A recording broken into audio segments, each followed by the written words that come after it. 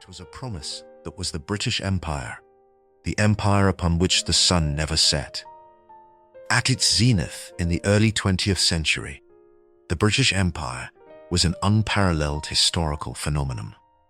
It covered a staggering 24% of the Earth's land surface and governed approximately 458 million people, a quarter of the world's population at the time. But how did this colossal entity emerge from a small, rain-swept island nation on the periphery of Europe? The journey from the first tentative Tudor explorations to the height of Victorian imperial power is a complex saga of ambition, innovation, violence, and global transformation.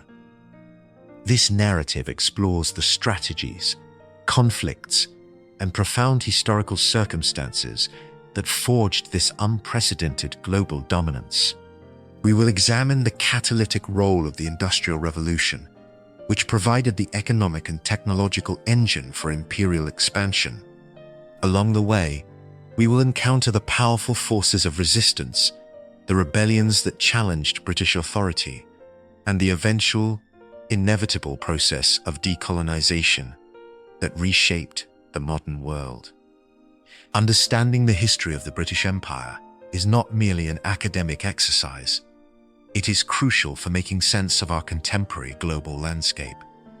Its legacy is deeply embedded in the fabric of international relations, ongoing geopolitical conflicts, economic disparities, and the enduring cultural and psychological effects of colonialism and imperialism. The borders of modern nations, the languages we speak, the legal systems we use, and the global economic order all bear the imprint of the British imperial project. By exploring this intricate and often contentious history, we gain essential insights into the forces of globalization, power, and identity that continue to influence and define our modern world. Occupation April 8th, England in the 16th century. In the 16th century, England was a relative backwater, a small island nation with limited global influence and a population of around 3 million people. It was dwarfed in power, wealth, and prestige by the great European powers of the age. The Habsburg Empire of Spain, which drew unimaginable wealth from its New World possessions, and the Kingdom of France, with its vast population and continental ambitions. England, still recovering from the internal strife of the Wars of the Roses, looked on with a mixture of envy and apprehension. This modest kingdom, however, stood on the precipice of a journey that would irrevocably transform it into the largest empire the world had ever seen. The Tudor dynasty, which ruled England during this pivotal period, provided the initial impetus for this transformation. The reign of Henry VIII, 1509 to 1547, was particularly significant, not for overseas expansion, but for a seismic domestic shift that would have far-reaching consequences for England's future role in the world: the break with the Catholic Church. The English Reformation, driven by Henry's personal desires and political calculations, led to the establishment of the Church of England. This religious schism not only reshaped England's domestic, spiritual, and political landscape, but also placed the nation in permanent opposition to the major Catholic powers of Europe, most notably Spain. This rivalry would soon become intertwined with and fuel England's imperial ambitions. Elizabeth I, Henry's daughter, ascended to the throne in 1558. Her 45-year reign, known as the Elizabethan era, was a time of growing national confidence and relative stability after the tumult of her siblings' rules. It was under the Virgin Queen that England truly began to look beyond its shores, driven by a potent combination of economic opportunism, private enterprise, and fervent anti-Catholic, anti-Spanish sentiment. The Protestant Reformation had created deep, violent divisions in Europe. England, now a proud Protestant nation, found itself a religious and geopolitical outlier, at odds with the dominant Catholic powers of Spain and Portugal. This religious conflict became inextricably linked with economic competition. Spain's empire in the Americas was flooding Seville with silver, and Portugal controlled the lucrative spice trade routes around Africa and to India. The Far Lead is one of the greater concerns for the south of the world.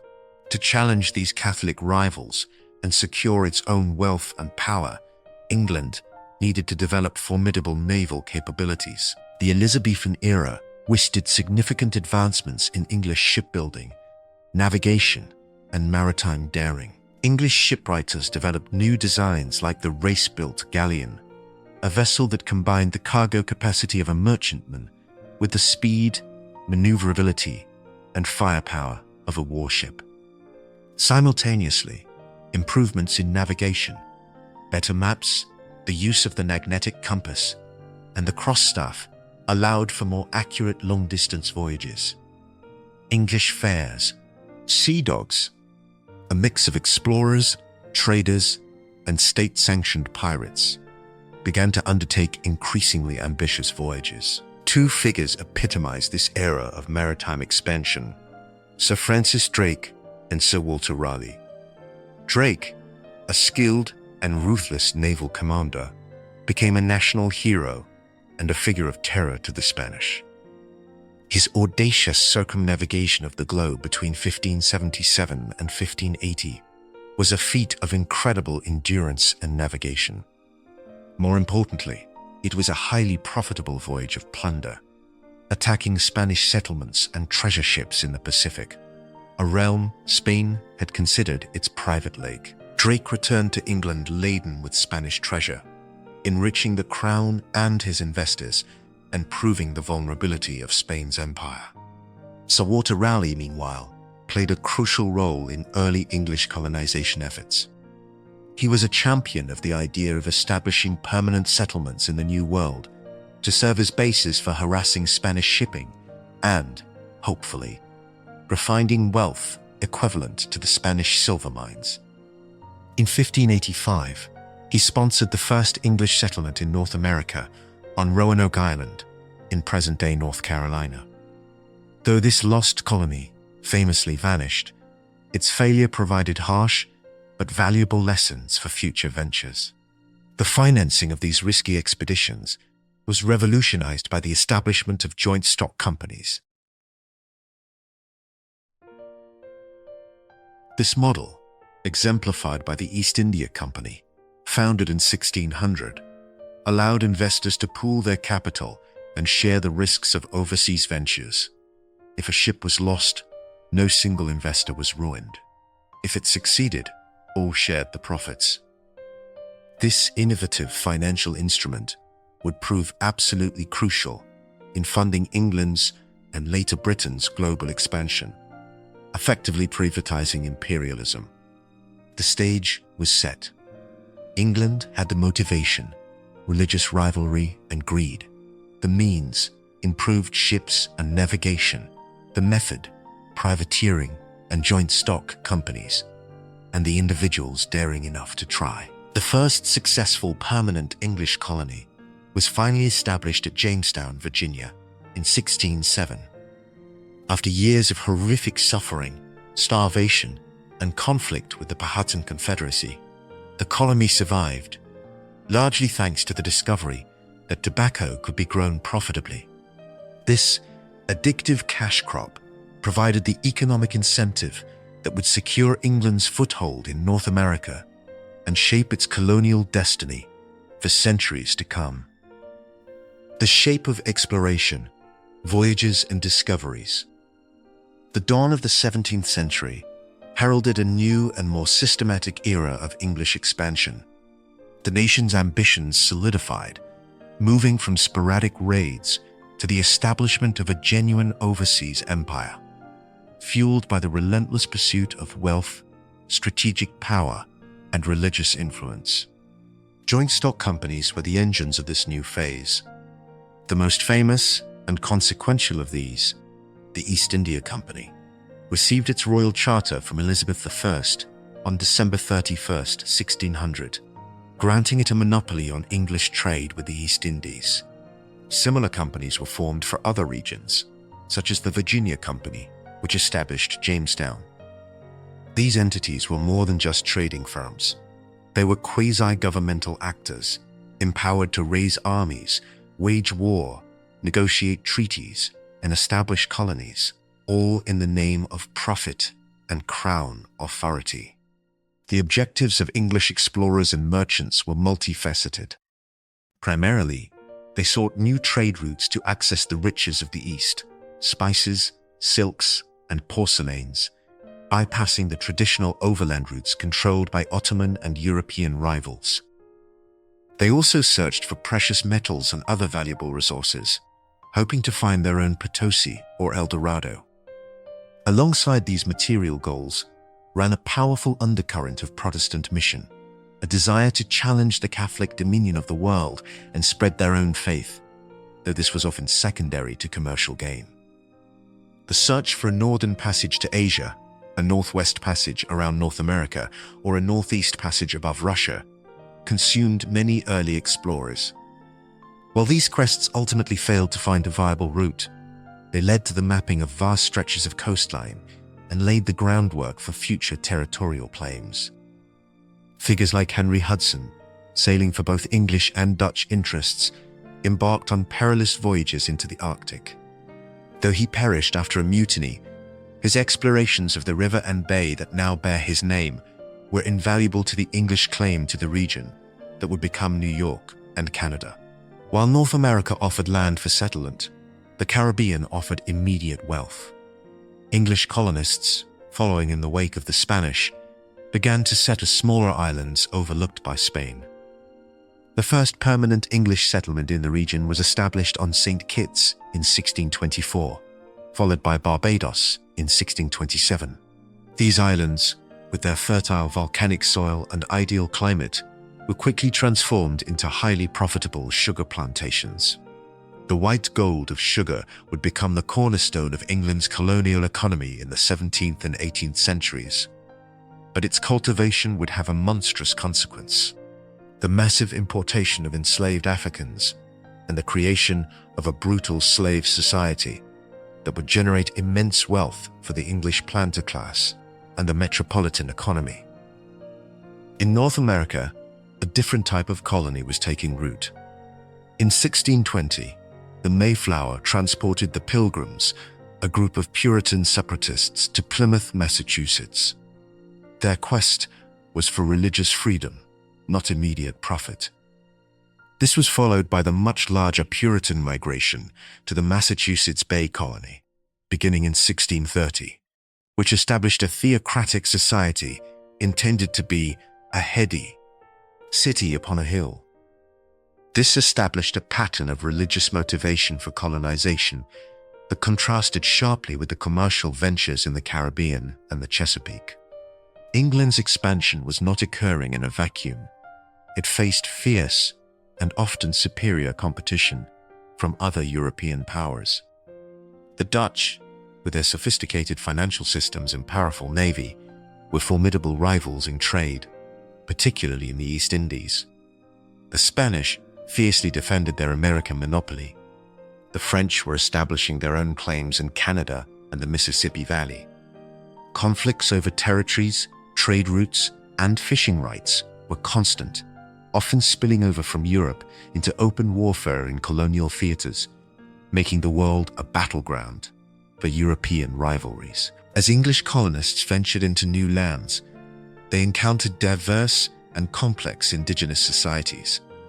These interactions varied dramatically, from initial curiosity and mutually beneficial trade to violent conflict and devastating disease. The exchange of goods, knowledge, and, tragically, pathogens like smallpox had a catastrophic impact on Native American populations, irrevocably altering the demographic and cultural landscape of the continents. Alliances were formed and broken, often with different European powers playing native groups against each other, a strategy the English would master in the coming centuries. The 17th century also saw the horrifying development of the transatlantic slave trade into a highly organized and industrialized system. The infamous triangular trade began to take its mature shape. Manufactured goods, cloth, guns, metalware were shipped from England to West Africa and traded for enslaved people. These individuals, captured through war, raid, or purchase, were then subjected to the brutal Middle Passage across the Atlantic to be sold into bondage in the Caribbean and American colonies. The raw materials produced by their slave labor, sugar, tobacco, cotton, and later rum, were then shipped back to Europe, completing the triangle and generating enormous profits that funded further industrial and imperial expansion. British ports, like Liverpool, Bristol, and Glasgow, grew fat on the profits of this inhuman commerce. Topics establishing the first colonies, North America, and the Caribbean. The 17th century was a period of frantic, often chaotic, colonial establishment, where English patterns of settlement, governance, and economy were forged in the challenging environments of the New World. The 1060s witnessed a significant expansion of English presence in North America, with the Great Migration of Puritans to the Massachusetts Bay Colony. Unlike the profit-seeking gentlemen of Jamestown or the indentured servants of the Caribbean, these settlers arrived in family groups, intent on building a permanent, godly society. Their success encouraged the founding of other New England colonies, such as Connecticut and Rhode Island, the latter founded by Roger Williams after his exile from Massachusetts for his radical views on religious tolerance and separation from the Native Americans. Events in the mother country had immediate and profound repercussions in the colonies. The English Civil War, 1642 to 1651, which pitted Parliament against the Crown, dramatically disrupted the usual flow of governance and support from London. During this period of salutary neglect, the colonies were largely left to their own devices. This fostered a spirit of independence and self-reliance, particularly in New England, where local assemblies grew in power and confidence, setting a precedent for self-governance that would later fuel demands for independence. The restoration of the monarchy in 1660 under Charles II brought a renewed and more organized royal interest in colonial affairs. The merry monarch and his advisors recognized the potential wealth and strategic importance of overseas possessions. This new focus led to a more centralized, mercantilist policy, articulated in the Navigation Acts. These laws were designed to ensure that the colonies served the economic interests of the mother country. Colonial goods could only be shipped on English ships and to English ports, and the colonies were to be a captive market for English manufactures. Charles II was also eager to expand the empire.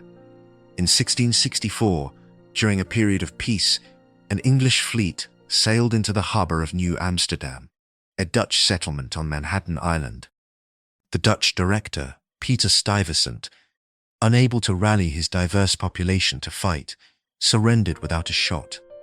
The colony was renamed New York in honor of the king's brother, James, Duke of York. This acquisition was a major coup, giving England control of a superb deep-water port and the Hudson River Valley, a vital strategic corridor.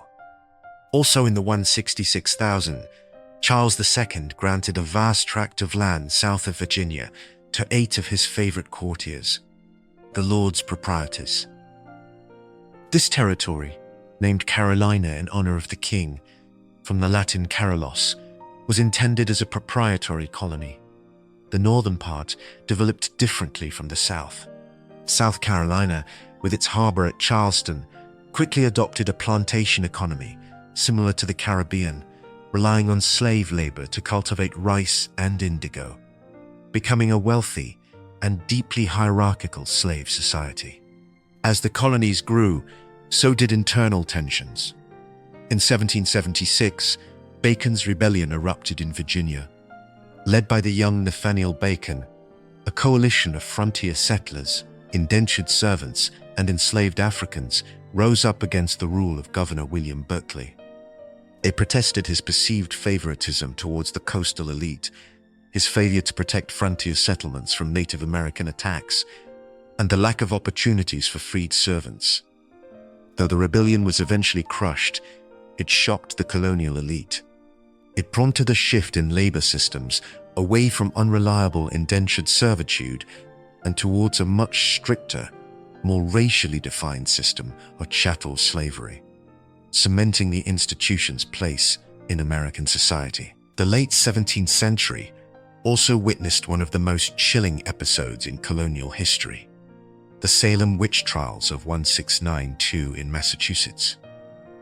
A wave of mass hysteria and paranoia swept through the Puritan community, leading to the execution of 20 people and the imprisonment of many more.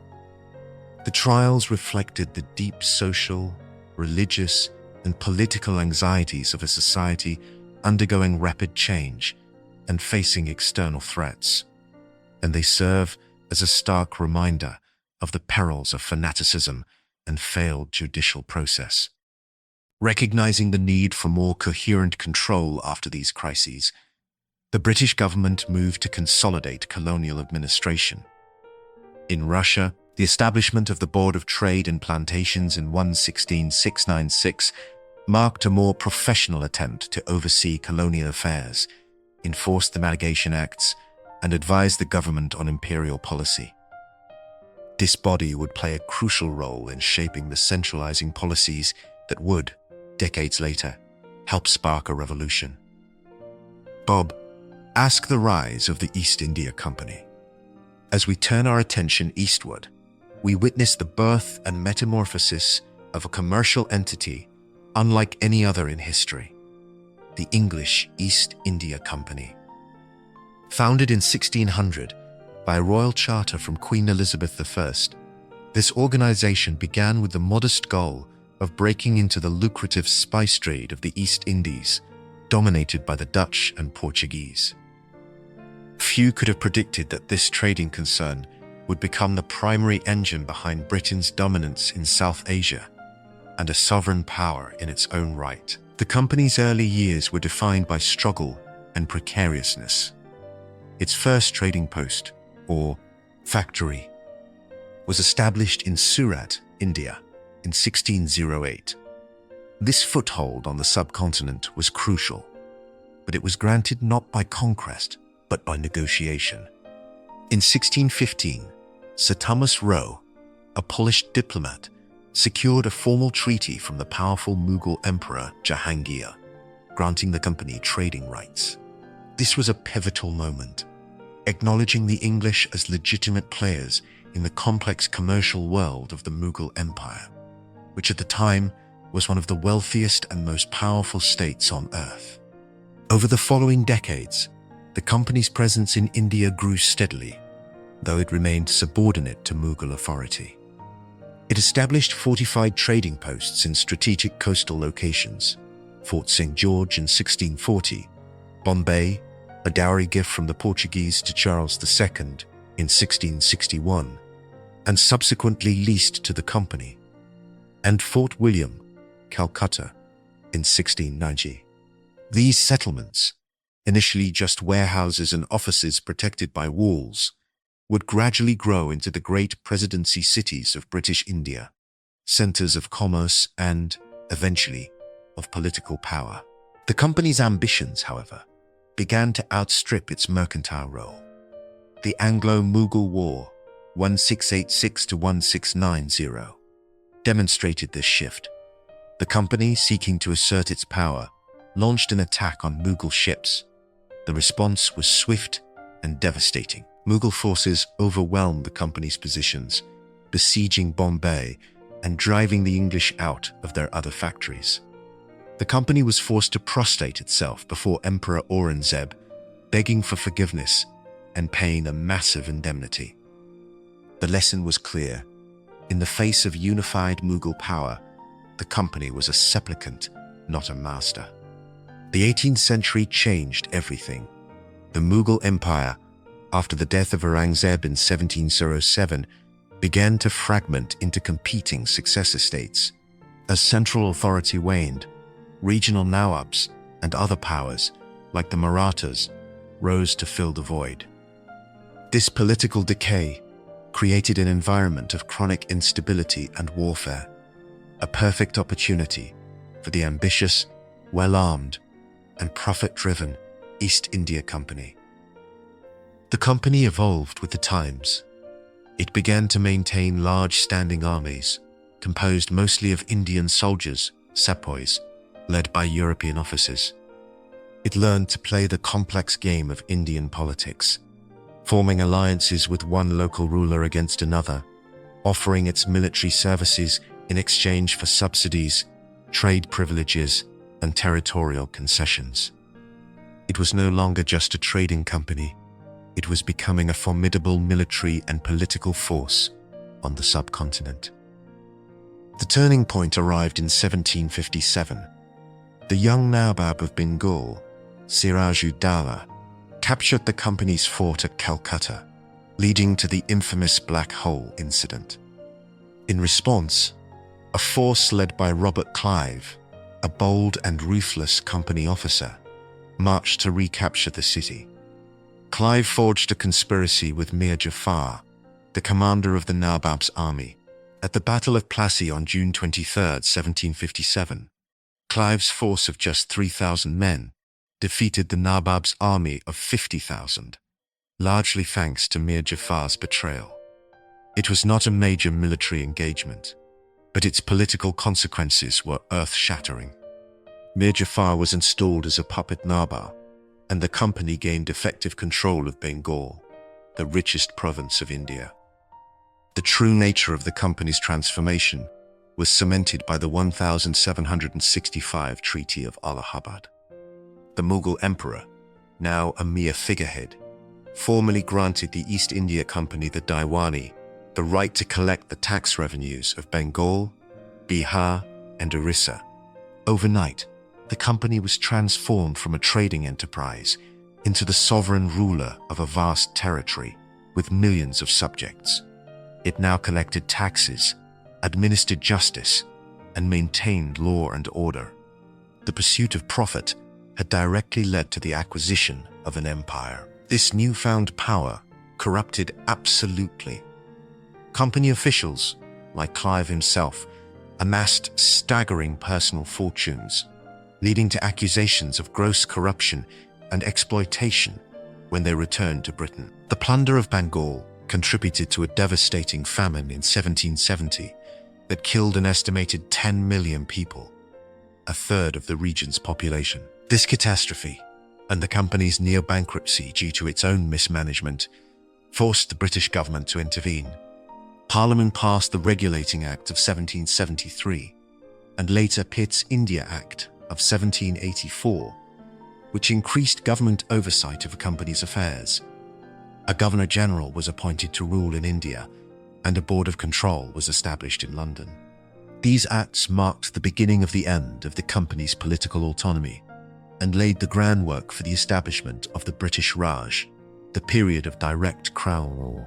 Over the next several decades, through a series of wars, the Anglo-Mysore Wars against Hyder Ali and his son Tipu Sultan, the Anglo-Maratha Wars, and the Anglo-Sikh Wars, the company, now an arm of the British state, relentlessly expanded its control.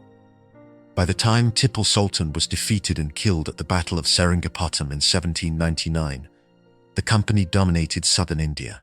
By the late 18th century, the East India Company stood as a unique and terrifying hybrid, a corporate state that controlled vast territories, commanded a huge private army, and administered a complex government, all in the name of shareholder profit and imperial glory. Yesterday, the British in the Atlantic slave trade. To understand the full scope and horror of the British Empire's rise, we must confront its deep and integral involvement in the Atlantic slave trade. This brutal commerce in human lives was not a peripheral activity. It was a central pillar of the British imperial economy for nearly 2 centuries, generating immense wealth that fueled the Industrial Revolution and left an indelible, painful mark on global history. The roots of British participation are traced to the early 17th century.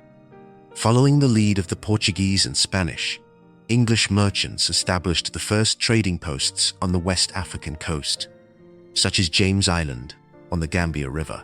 These forts, or factories, served as holding pens and negotiation points for the capture and purchase of enslaved Africans. The trade was systematized and scaled up dramatically in 1672 with the chartering of the Royal African Company, RAC, backed by the Duke of York, the future James II, and other aristocrats.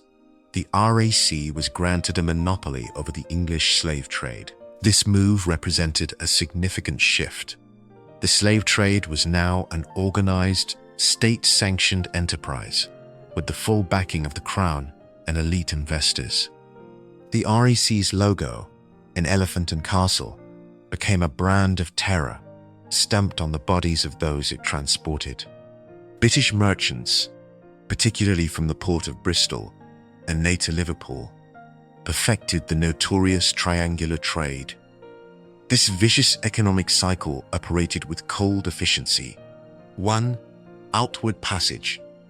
Ships left British ports like Liverpool, Bristol, or London, laden with manufactured goods, textiles, copperware, guns, gunpowder, and alcohol. 2. Trade in Africa. These goods were traded on the West African coast for enslaved Africans. The trade was complex, often involving European traders negotiating with powerful African kingdoms and intermediaries. Individuals were captured through warfare, raids, or as judicial punishment, and marched to the coast to be sold. 3. Activity. The Middle Passage. The enslaved people were packed into the ship's holds with horrific brutality for the transatlantic crossing.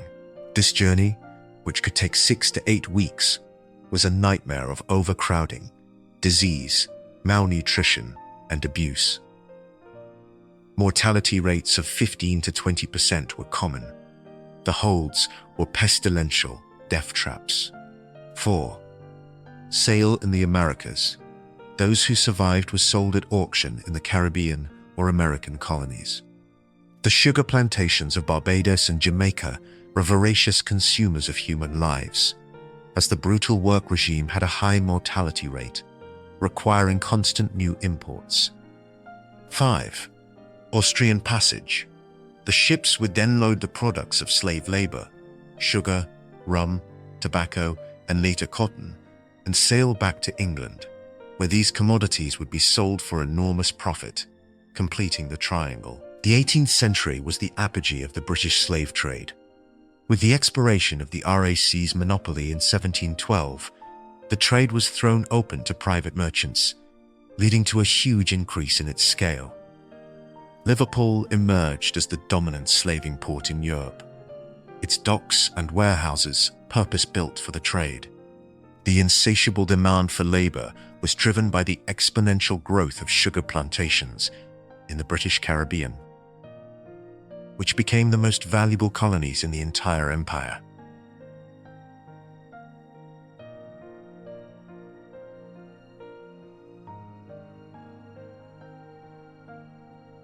The wealth generated was astronomical. It flowed not just to the ship captains and merchants, but throughout British society. Banks and insurance companies, like Lloyd's of London, insured the ships and their human cargo. Manufacturers in Manchester and Birmingham prospered from selling their goods to African traders. The ports themselves were transformed by the profits. Grand civic buildings, elegant townhouses, and even universities were built with money derived from what was euphemistically called the African trade. The economic development of 18th century Britain was inextricably linked to slavery. However, as the century wore on, a powerful counter-movement emerged. The abolitionist movement, driven by a combination of evangelical Christian morality, Enlightenment ideals of human rights, and economic shifts, began to challenge the very foundation of the slave trade. Figures like William Wilberforce, a charismatic MP, Thomas Clarkson, a brilliant researcher and organizer, and Oladar Equiano, a formerly enslaved man who wrote a powerful autobiography, campaigned tirelessly. They used eyewitness accounts of the Middle Passage's horrors, petitions, and boycotts of slave-grown sugar to sway public opinion and pressure Parliament. Their efforts bore fruit in 1807 when the British Parliament, after decades of struggle, passed the Abolition of the Slave Trade Act. This landmark legislation made it illegal for British subjects to engage in the slave trade, though not to own slaves. The law was a monumental achievement, but it did not end the traffic in human lives. A long and difficult campaign of enforcement began. The British Royal Navy, once the protector of slave ships, now took on a new role. Its West Africa Squadron was established to patrol the coast, intercept illegal slave ships, and liberate their captives. Between 1878 and 1860, the squadron seized over 1,600 ships and freed around 150,000 Africans. This naval campaign was costly and dangerous, but it represented a dramatic and ironic shift in British policy, from being the world's leading slave trader to its most zealous abolitionist enforcer. The final blow to the institution itself came with the Slavery Abolition Act of 1833. This legislation officially abolished slavery throughout most of the British Empire. It came into effect on August 1, 1834, though a system of apprenticeship forced former slaves to continue working for their masters for several more years. Full emancipation was achieved in 1838. The British government paid £20 million in compensation, a colossal sum, merely 40% of the national budget at the time, not to the enslaved people for their centuries of stolen labor, but to the slave owners for the loss of their consent. Property. This debt was only fully paid off by British taxpayers in 2015, a stark reminder of the long financial legacy of slavery. All done, the 18th century expansion, wars and acquisitions. The 18th century was the crucible in which the modern British Empire was forged. It was a period of near-constant global warfare with France, a rivalry that stretched from the plains of Germany to the forests of North America and the coasts of India. Through these conflicts, Britain would emerge as the world's foremost colonial and naval power. The century opened with the War of the Spanish Succession, 1701 to 1714, a complex European conflict over who would inherit the Spanish throne. For Britain, under the leadership of the Duke of Marlborough, the war was a chance to check the power of Louis XIV's France and gain strategic advantages. The Treaty of Utrecht, 1713, that ended the war, was a diplomatic triumph for Britain. It gained the rocky fortress of Gibraltar, giving it permanent control of the entrance to the Mediterranean. It acquired parts of Canada, including Nova Scotia, Acadia, and Newfoundland, strengthening its position in North America. Perhaps most controversially, Britain gained the Asiento, a contract granting it the exclusive right to supply enslaved Africans to Spanish colonies for 30 years, further entrenching its role in the slave trade. But it was the 7 Years' War, 1756 to 1763, that truly constituted the First World War and proved to be the decisive confrontation. Fought in Europe, North America, the French and Indian War, India, the Caribbean, and at sea, it pitted Britain and Prussia against a powerful alliance of France, Austria, Russia, and Spain. Under the strategic leadership of William Pitt the Elder, Britain focused its resources on winning the war at sea and in the colonies, subsidizing its European allies to fight on the continent. The British victory was comprehensive. The Treaty of Paris in 1763 marked a tectonic shift in global power. France was humiliated. It was forced to cede all of its territory in mainland North America east of the Mississippi River, including Canada. Spain, which had entered the war late on France's side, ceded Florida to Britain. In India, though the treaty was less specific, the French were left with only their trading posts, effectively ending their dream of an Indian empire and clearing the path for British dominance.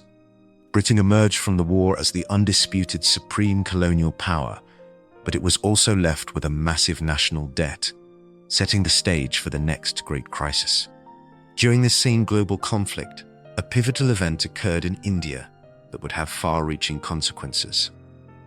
In 1757, as the war raged elsewhere, Robert Clive's victory at the Battle of Plassey secured the wealth of Bengal for the East India Company, as detailed earlier. This victory provided the vast resources that would fuel further British expansion in India and help fund the British war effort globally. However, Britain's imperial ambitions faced a catastrophic setback just over a decade later. The American Revolution, 1775 to 1783, saw 13 of Britain's most valuable colonies successfully revolt and win their independence. The war was caused by a classic imperial dilemma: Britain's attempt to make the colonies pay for their own defense and to contribute to the massive debt left by the 7 Years' War through taxes like the Stamp Act and Townshend duties. The colonists, who had grown accustomed to a large degree of self-government, rejected Parliament's right to tax them without representation. The conflict escalated from protest to rebellion to all-out war. The loss was a profound shock to the British system. It stripped Britain of its oldest and most populous colonies, and was a huge blow to British prestige. In its aftermath, there was a significant debate about the future of empire. Some, like the politician Edmund Burke, argued for a more generous and federal model of empire. In practice, the loss ultimately redirected British focus away from North America and towards Asia and, later, Africa. The Second British Empire would be less about white settlement and more about the commercial and strategic control of non-white populations, with India becoming the new jewel in the crown. Despite this major defeat, Britain continued to acquire new territories throughout the late 18th century. In Captain James Cook's Voyages in the Pacific, 1768 to 1779, claimed Australia and New Zealand for Britain, opening up vast new realms for future settlement.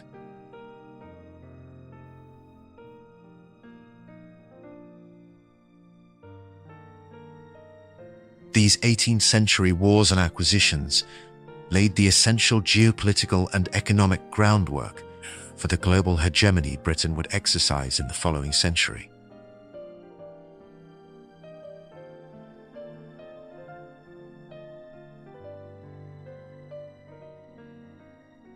The American Revolution, loss and adaptation. The American Revolution marked a critical inflection point in the history of the British Empire. For nearly 2 centuries, Britain's American colonies had been the centerpiece of its Atlantic empire. They threw to the as through with a few chance of rain shower. The West, however, after and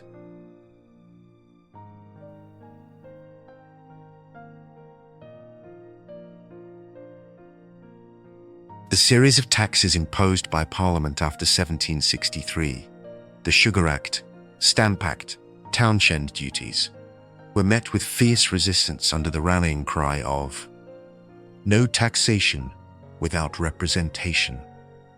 The and far can by 2 British 0 British. The war that followed was long, costly, and ultimately unwinnable for Britain. Despite initial British military successes, the sheer size of the territory, the difficulty of projecting power across the Atlantic, and the determination of the American forces, led by George Washington, proved insurmountable.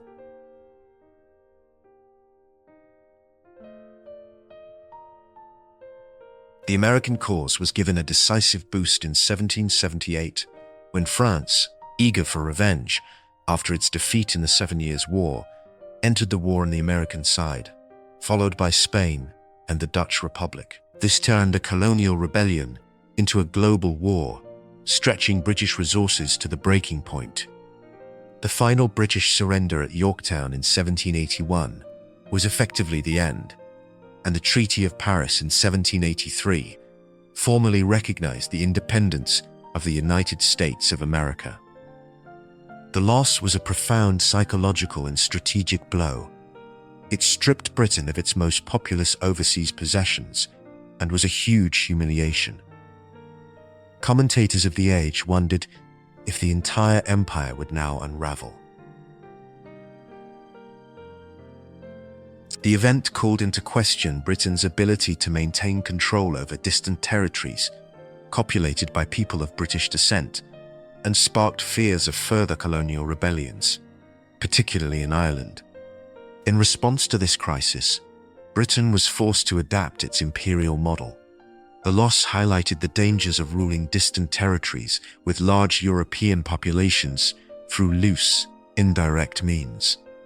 In response, Britain began to shift towards two different models. 1. Closer integration. For remaining colonies with significant white settlement, like Canada, Britain granted more responsible government, creating the model that would evolve into the dominion status of the 20th century, allowing for self-governance while retaining imperial ties. 2. Authoritarian control. For non-white territories, particularly in India, Britain moved towards more direct and authoritarian forms of rule. The East India Company's role was gradually supplanted by direct crown control, a process that would be finalized after the Indian Rebellion of 1857. The American Revolution also prompted a strategic reorientation. With the loss of its American bases, Britain strengthened its military and naval presence in other parts of the world, particularly the Caribbean and the Indian Ocean. India became the new focal point of imperial ambition. The East India Company intensified its efforts to expand British control, and the British state began to take a much more active role in overseeing its affairs, leading to Pitt's India Act of 1784. The loss also spurred a wave of reforms in colonial administration. The new Colonial Office was established to provide more professional oversight. The Navigation Acts were reformed, and a new system of free trade imperialism began to emerge, where economic dominance could be achieved without the costs and responsibilities of direct political control. While the American Revolution represented a massive setback for the British Empire, it ultimately led to a more resilient, focused, and strategically aware imperial strategy. Britain's response to this crisis set the stage for its 19th century expansion into Africa, the consolidation of its control over India, and the establishment of its dominance over the world's oceans, creating a new empire that was, in many ways, larger and more powerful than the one it had lost. The Industrial Revolution, economic powerhouse. As Britain emerged from the turmoil of the American Revolution and the Napoleonic Wars, a new, transformative force was reshaping its economy, society, and its very relationship with the world. The Industrial Revolution. Beginning in the late 18th century in Britain, this shift from an agrarian to a manufacturing economy provided the unparalleled economic and technological muscle that would propel the British Empire to its global zenith. The Industrial Revolution was born from a unique confluence of factors in Britain: abundant coal and iron ore deposits, a stable political system, a culture of innovation and entrepreneurship, capital accumulated from agriculture and colonial trade, including the slave trade, and a large mobile labor force. Technological advancements came in rapid succession. James Watt's improved steam engine, 1769, which provided a reliable source of power. Innovations in the textile industry, like the spinning jenny, water frame, and power loom, and new processes for smelting iron with coke instead of charcoal. The textile industry, centered in Lancashire, became the iconic symbol of this new age. Britain was transformed into the Cold War workshop of the world. Its factories mass-producing cotton cloth more cheaply and efficiently than anywhere else on Earth. But this industrial machine had a voracious appetite. It needed raw materials to feed its factories and new markets to consume its products. Britain's colonial empire became more vital than ever, evolving from a source of luxury goods into an integrated economic system designed to serve the metropolitan industrial core. This created a new, symbiotic relationship between industry and empire. Colonies supplied the essential raw materials, cotton from India and the American South, until the Civil War, wool from Australia and New Zealand, jute from Bengal, palm oil from West Africa, rubber from Malaya, and timber from Canada. These raw materials were transported on British ships to British factories. The finished goods, textiles, metalware, machinery were then sold across the globe, but most lucratively back to the colonies themselves, who were often forced to accept trade terms favorable to Britain. This system, while generating enormous wealth for Britain, often stifled industrial development in the colonies themselves, locking them into a role as primary producers. The transportation revolution was the circulatory system of this global body. The development of railways and steam-powered iron ships dramatically reduced travel times and shipping costs.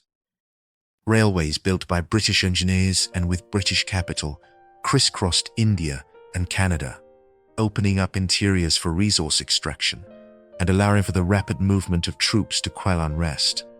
Steam-powered, iron-hulled ships like Isambard Kingdom Brunel's SS Great Eastern could carry larger cargoes more reliably and independently of wind patterns, making global trade faster, cheaper, and more predictable.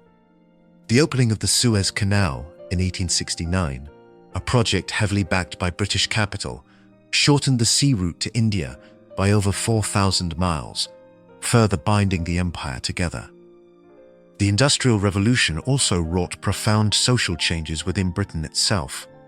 Cities like Manchester, Birmingham, and Glasgow exploded in size as people flocked from the countryside to work in factories. This rapid urbanization led to overcrowding, horrific sanitation, pollution, and the emergence of a new industrial working class that lived in often miserable conditions. This new social landscape, with its sharp class divisions and social challenges, would eventually lead to demands for political reform, such as the Chartist movement, and improved working conditions. Financially, London emerged as the undisputed capital of the global economy. Britain's industrial and commercial might, coupled with its political stability, made it the world's banker. The Bank of England managed the world's most important financial system, and the pound sterling became the global reserve currency, the medium for international trade and finance.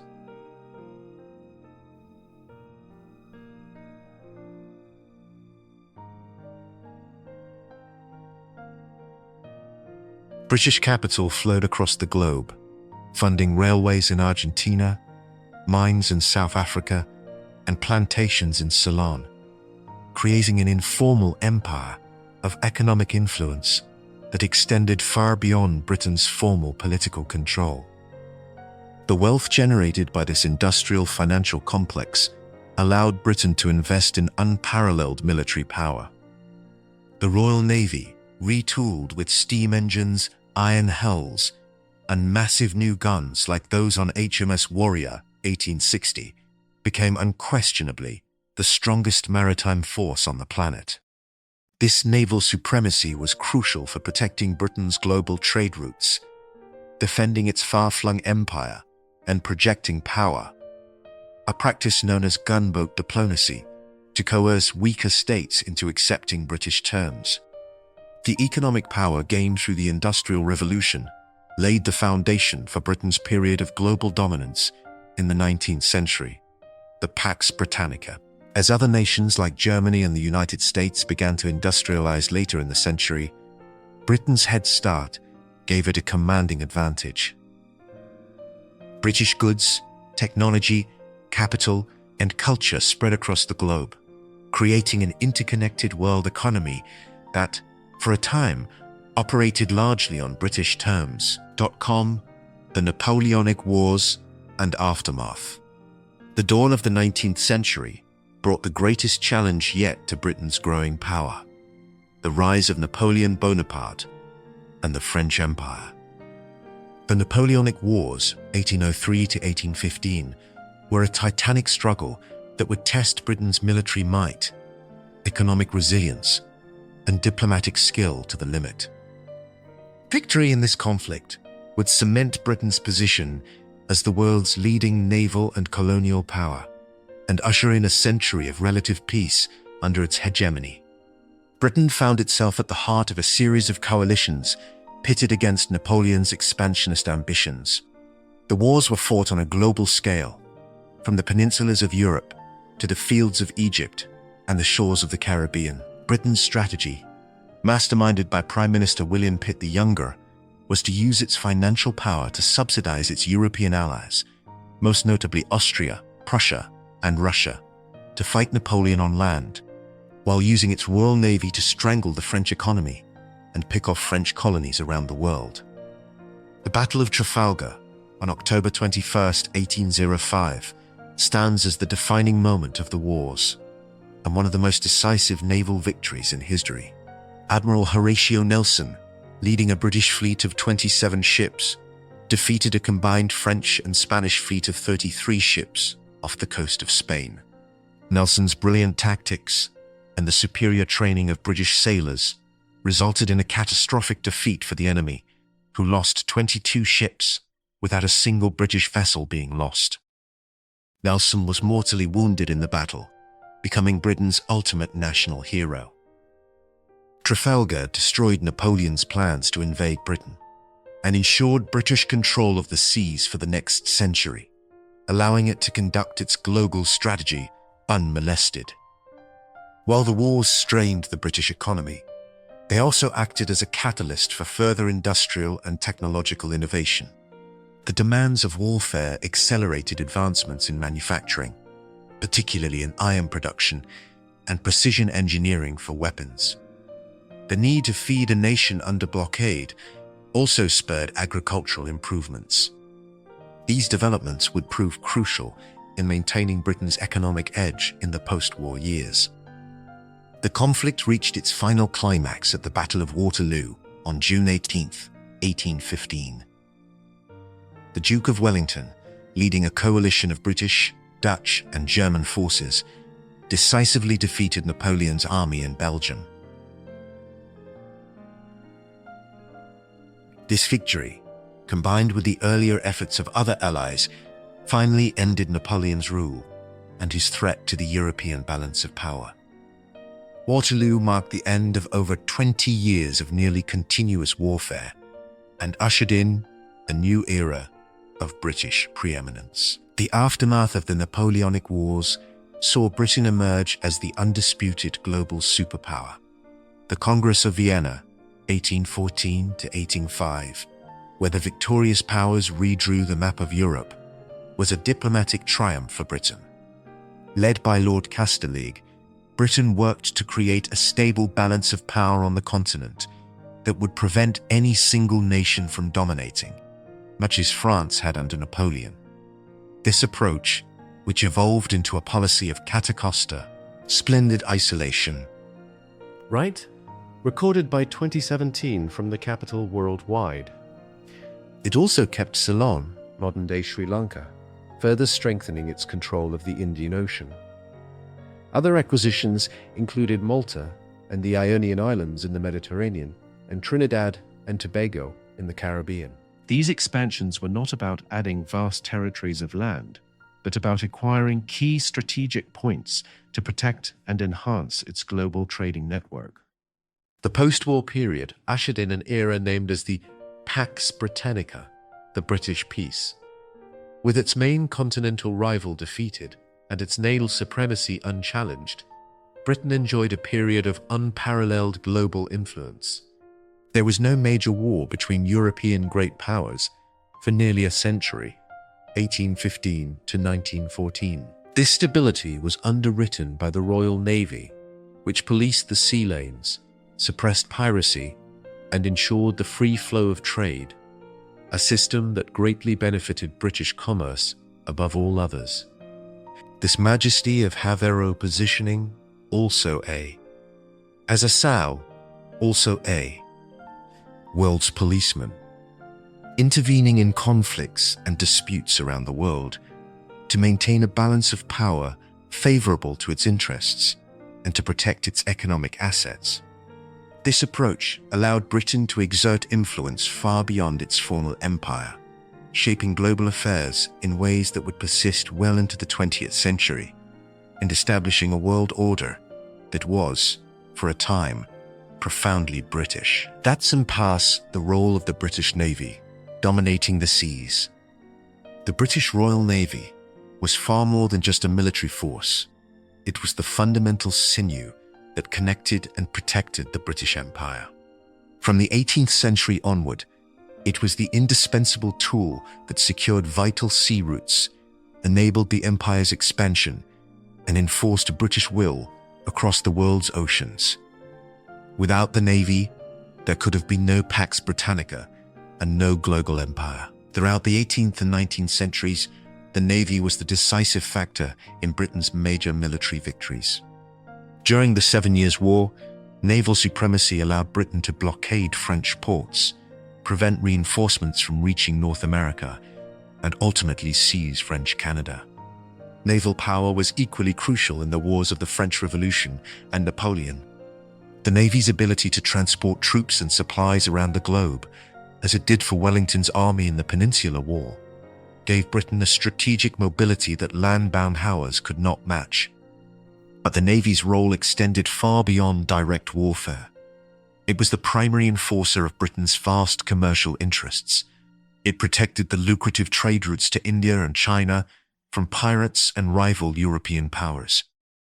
It played a crucial supporting role during the scramble for Africa in the late 19th century, providing gunboat support for expeditions, bombarding coastal defenses, and enabling the rapid movement of troops along rivers and coastlines. Technological innovation was key to maintaining this supremacy. The 19th century saw a dramatic transformation from the wooden, wind-powered ships of Nelson's day to the steam-powered, iron-hulled warships of the Victorian era. Britain led this revolution, understanding that its security depended on naval dominance. The launch of HMS Warrior in 1860, the world's first iron-hulled, armor-plated warship, made every other navy in the world obsolete overnight. This commitment to technological leadership culminated in 1966 with the launch of HMS Dreadnought. This revolutionary battleship, with its all-big gun armament and steam turbine propulsion, sparked a new naval arms race. But Britain's industrial capacity ensured it remained ahead, cementing its naval dominance into the 20th century. The Navy was also a powerful tool of diplomacy. Gunboat diplomacy became a standard tactic for securing British interests without the need for full-scale war. But many undercover tested wanted to take the industry, but to survive the unbroken. The mere presence of a British warship or a small squadron off a foreign coast could often resolve a dispute, secure a trade concession, or intimidate a local ruler into compliance. This show of force was a cost-effective way of projecting power and maintaining the informal spheres of influence that were so crucial to Britain's global economic system. After 1807, the Navy took on a new and morally complex role, enforcing the abolition of the slave trade. The West Africa Squadron, though often undermanned and struggling with disease, patrolled the coast for decades, intercepting slave ships, freeing their captives, who were often taken to Freetown in Sierra Leone, and trying to suppress the trade it had once protected. This campaign demonstrated a new dimension of British power, one that, however imperfectly, was used to enforce a moral principle on a global scale. Beyond its military and diplomatic functions, the Navy was the physical network that facilitated the spread of British culture, law, and administration. By maintaining secure lines of communication and transportation across the empire, the Navy enabled the flow of people, soldiers, administrators, settlers, and convicts, as well as ideas, mail, and institutions. This connectivity helped create a sense of shared imperial identity and purpose across Britain's diverse and far-flung possessions, from Canada to Australia to Hong Kong. The Royal Navy's global reach allowed Britain to project power far beyond its shores, in a way no previous empire could. This capability was the essential foundation of the Pax Britannica. The Navy's dominance ensured that the global commons, the sea lanes, remained open, and that Britain's economic and political influence remained largely unchallenged throughout the 19th century. It became a symbol of national pride and identity, celebrated in art, literature, and popular culture, and it provided an avenue for social mobility for talented men who could rise through the ranks based on merit. The Navy was, in every sense, the guardian of the British world system.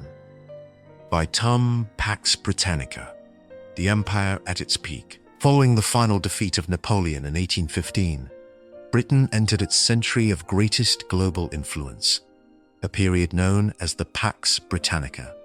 This era of relative peace among the great powers, which lasted until the outbreak of World War I in 1914, saw the British Empire reach its territorial, economic, and cultural zenith. Under the umbrella of British naval supremacy, the empire expanded to its greatest extent, and British ideas, goods, and capital flowed across the globe. With Europe largely at peace, Britain turned its attention to consolidating its existing holdings and acquiring new territories. The empire grew rapidly through a combination of conquest, treaty, and settlement. In 1842, following the First Opium War with China, Britain gained control of Hong Kong Island, establishing a vital commercial and military foothold in East Asia. The same period saw the formal annexation of New Zealand, 1840, and the continued settlement of Australia, where the discovery of gold in 1851 triggered a massive influx of immigrants. The most dramatic expansion occurred in the late 19th century, during the outfit artist scramble for Africa. In a frantic period of colonization between 1880 and 1900, European powers partitioned the African continent. Britain was at the forefront of this land grab, claiming vast swaths of territory. Using Egypt, occupied in 1882, to protect its financial interests in the Suez Canal, as a springboard, it pushed south into Sudan. From its Cape colony in the south, Cecil Rhodes dreamed of a Cape to Cairo corridor of British territory, leading to expansion into what would become Rhodesia, Zimbabwe, and Zambia, Malawi. In West Africa, Britain consolidated control over Nigeria, the Gold Coast, Ghana, Sierra Leone, and the Gambia. By the early 20th century, Britain controlled nearly 30% of Africa's population, including the strategically vital territories of Egypt and South Africa. Britain's economic dominance during this period was unparalleled. As the blood moved, workshop of the world, it produced a vast array of manufactured goods that were exported to every market on Earth. This industrial might fueled global trade, with British merchant ships, protected by the Royal Navy, operating in every corner of the world. London was the undisputed financial capital of the world. The pound sterling served as the global reserve currency, and the City of London's banks, insurance companies, and stock exchange financed projects across the globe, from South American railways to Indian tea plantations. The empire's influence also extended through what historians call the forest. Informal empire. In regions like Latin America and the Middle East, Britain exerted significant economic and political power without the burden of direct colonial rule. Through investment, trade agreements, and diplomatic pressure, Britain could shape the policies of nominally independent nations to suit its interests, particularly ensuring free trade and access to raw materials. Massive infrastructure projects physically connected the far-flung empire. Railways, often built with British capital, technology, and labor, crisscrossed India and Canada, opening up interiors for development and allowing for the rapid movement of troops. The Indian railway network became one of the largest in the world. Telegraph lines, laid along shipping routes and across continents, linked London to its most distant possessions, enabling rapid communication that shrank the world. New ports, coaling stations, and shipping routes, most importantly the Suez Canal, streamlined global trade and naval movement, as all roads seemingly leading to Britain. British cultural influence spread as rapidly as its political and economic power. The English language became the lingua franca of international commerce, diplomacy, and science. British legal systems and governmental institutions, parliaments, civil services, and common law were introduced across the empire, shaping governance structures that would outlast colonial rule.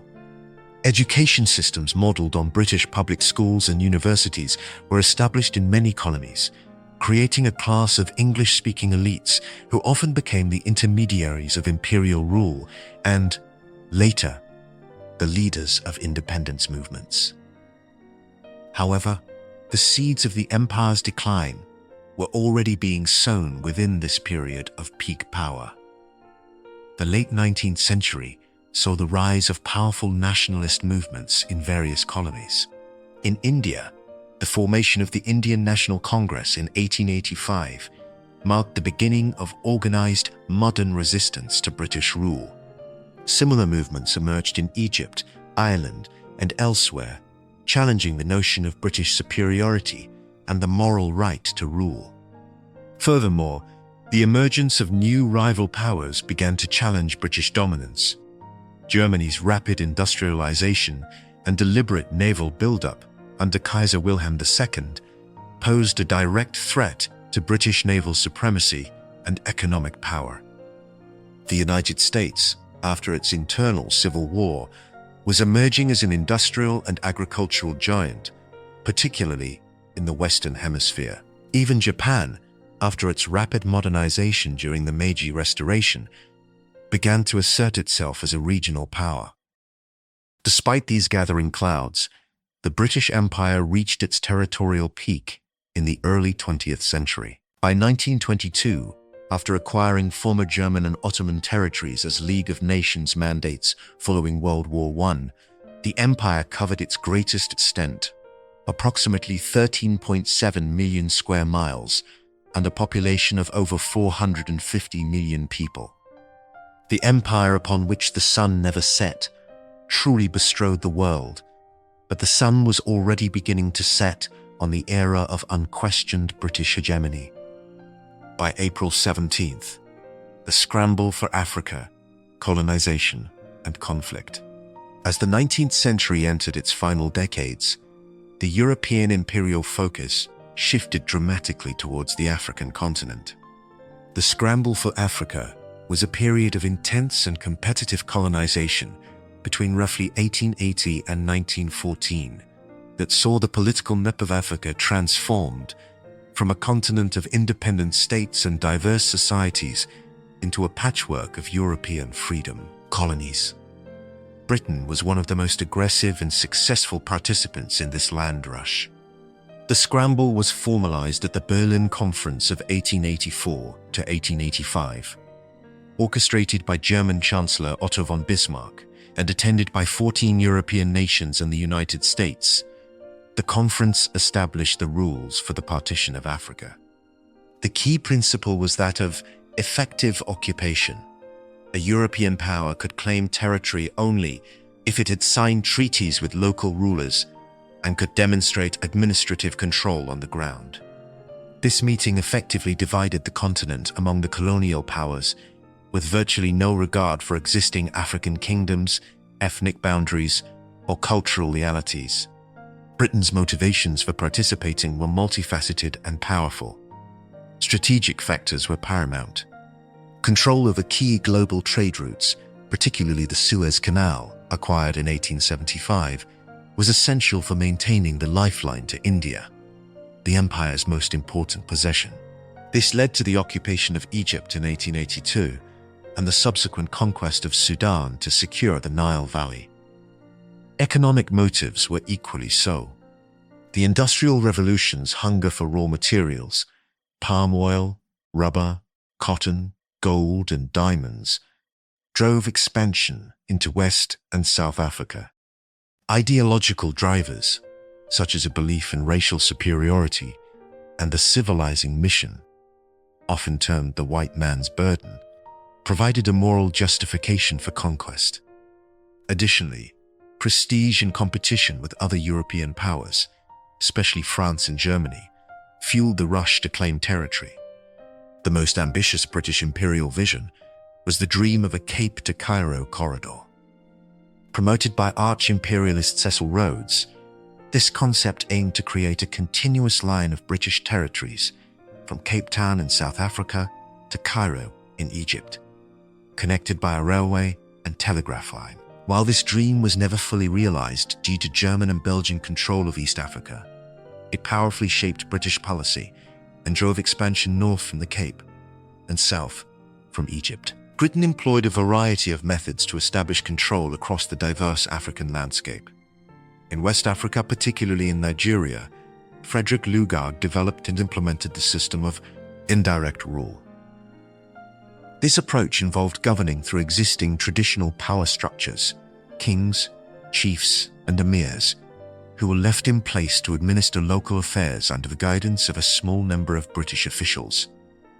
It was a cost-effective method of control, but it often froze traditional societies in time, empowered authoritarian rulers, and created tensions by favoring certain ethnic groups over others. In contrast, regions with significant white settlement, like Kenya and southern Rhodesia, modern Zimbabwe, saw more direct British control. These became settler colonies, where European immigrants seized large tracts of the most fertile land, displacing local populations and creating deeply unequal and racially segregated societies. In South Africa, the situation was even more complex, involving the conquest and subjugation of not only African kingdoms like the Zulu and Xhosa, but also the defeat of the Boer republics, descendants of Dutch settlers, in the brutal Anglo-Boer Wars, 1880 to 1881 and 1999 to 1902. The impact of British colonization on African societies was profound and often devastating. Traditional political systems were either destroyed or subverted to serve colonial purposes. Local economies were reoriented away from subsistence farming towards the production of cash crops and minerals for export, making them vulnerable to fluctuations in global commodity prices. Cultural practices and social structures were disrupted by missionary activity, Western education, and the imposition of colonial laws. On the ground of Kyles, resource exploitation was a central feature of British rule.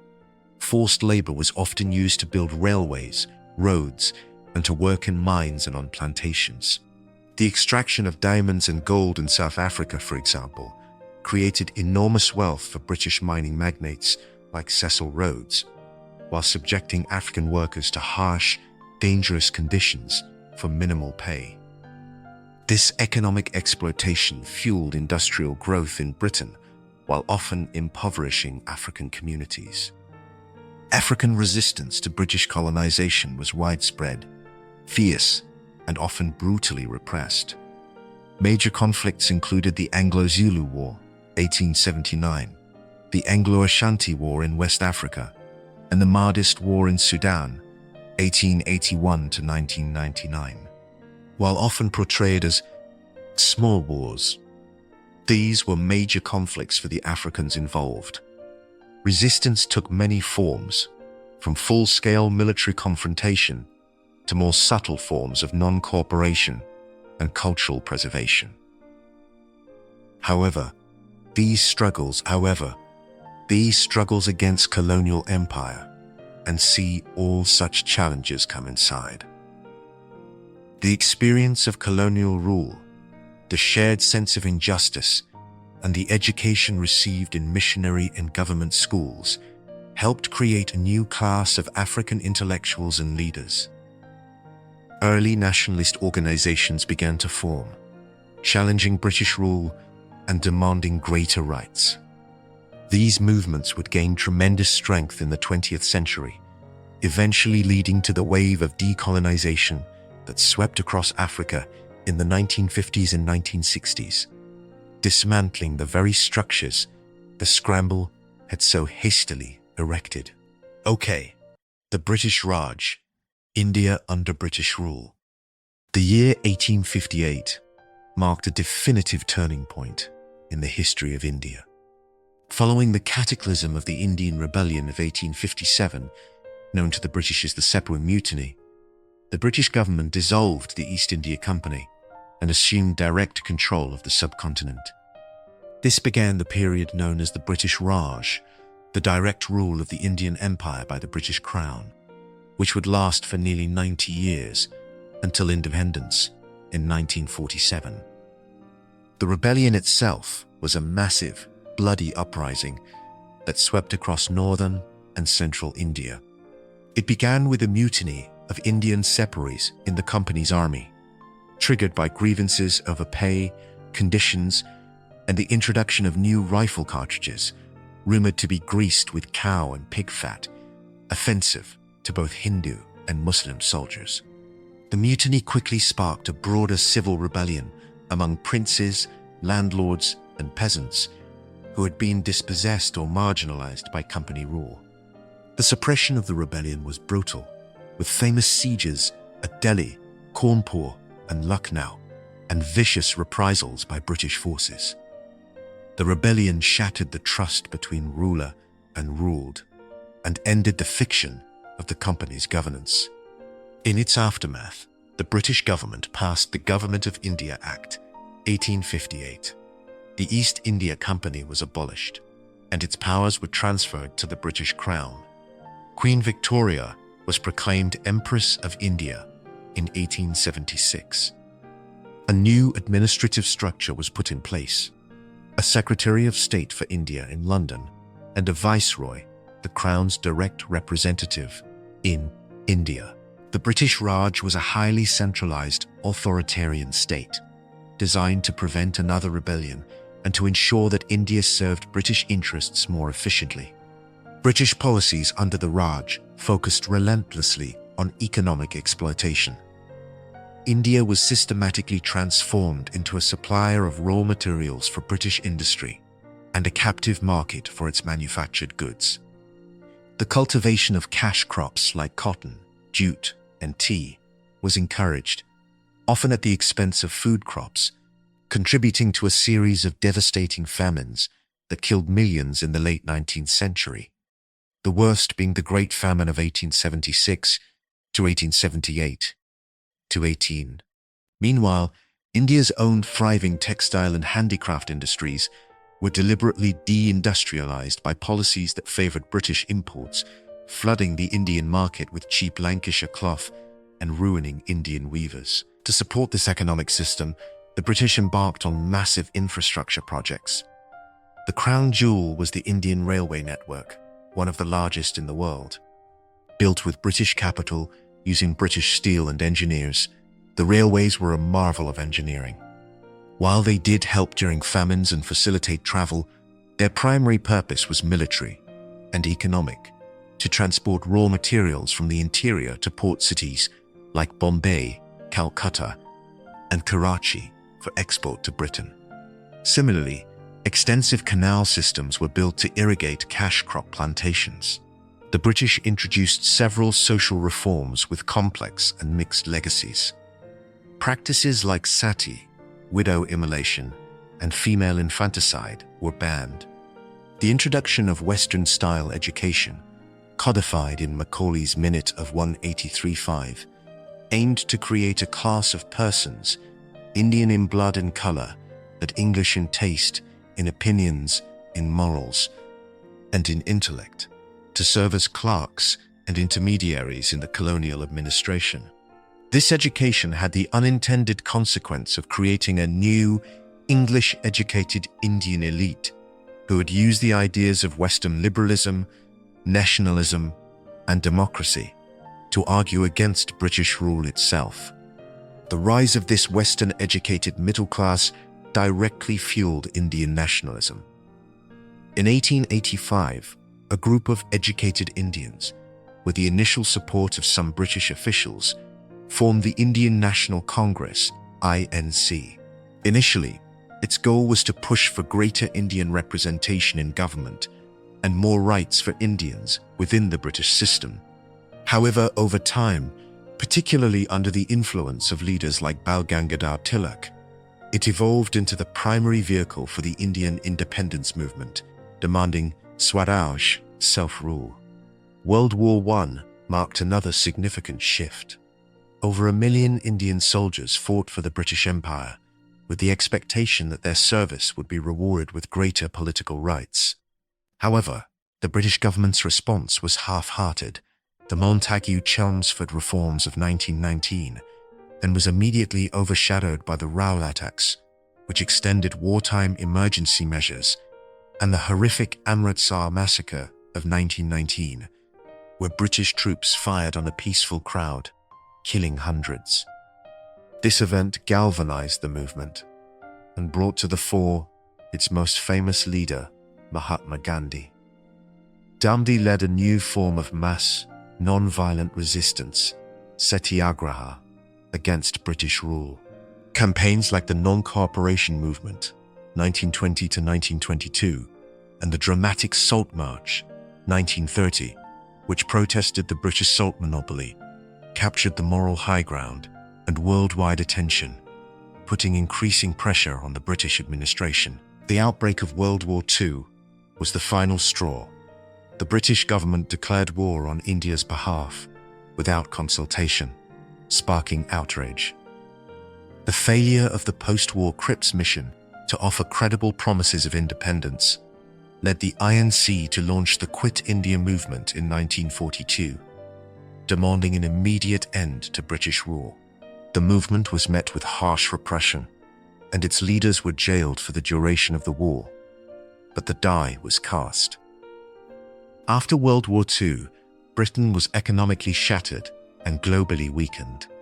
The new Labour government under Clement Attlee recognized that maintaining control over India was no longer feasible. In 1947, Britain agreed to grant independence.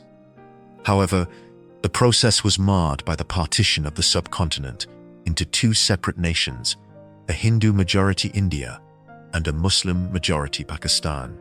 This hastily drawn division, based on religious lines, resulted in horrific communal violence and one of the largest mass migrations in human history, leaving a legacy of bitterness and conflict that endures to this day.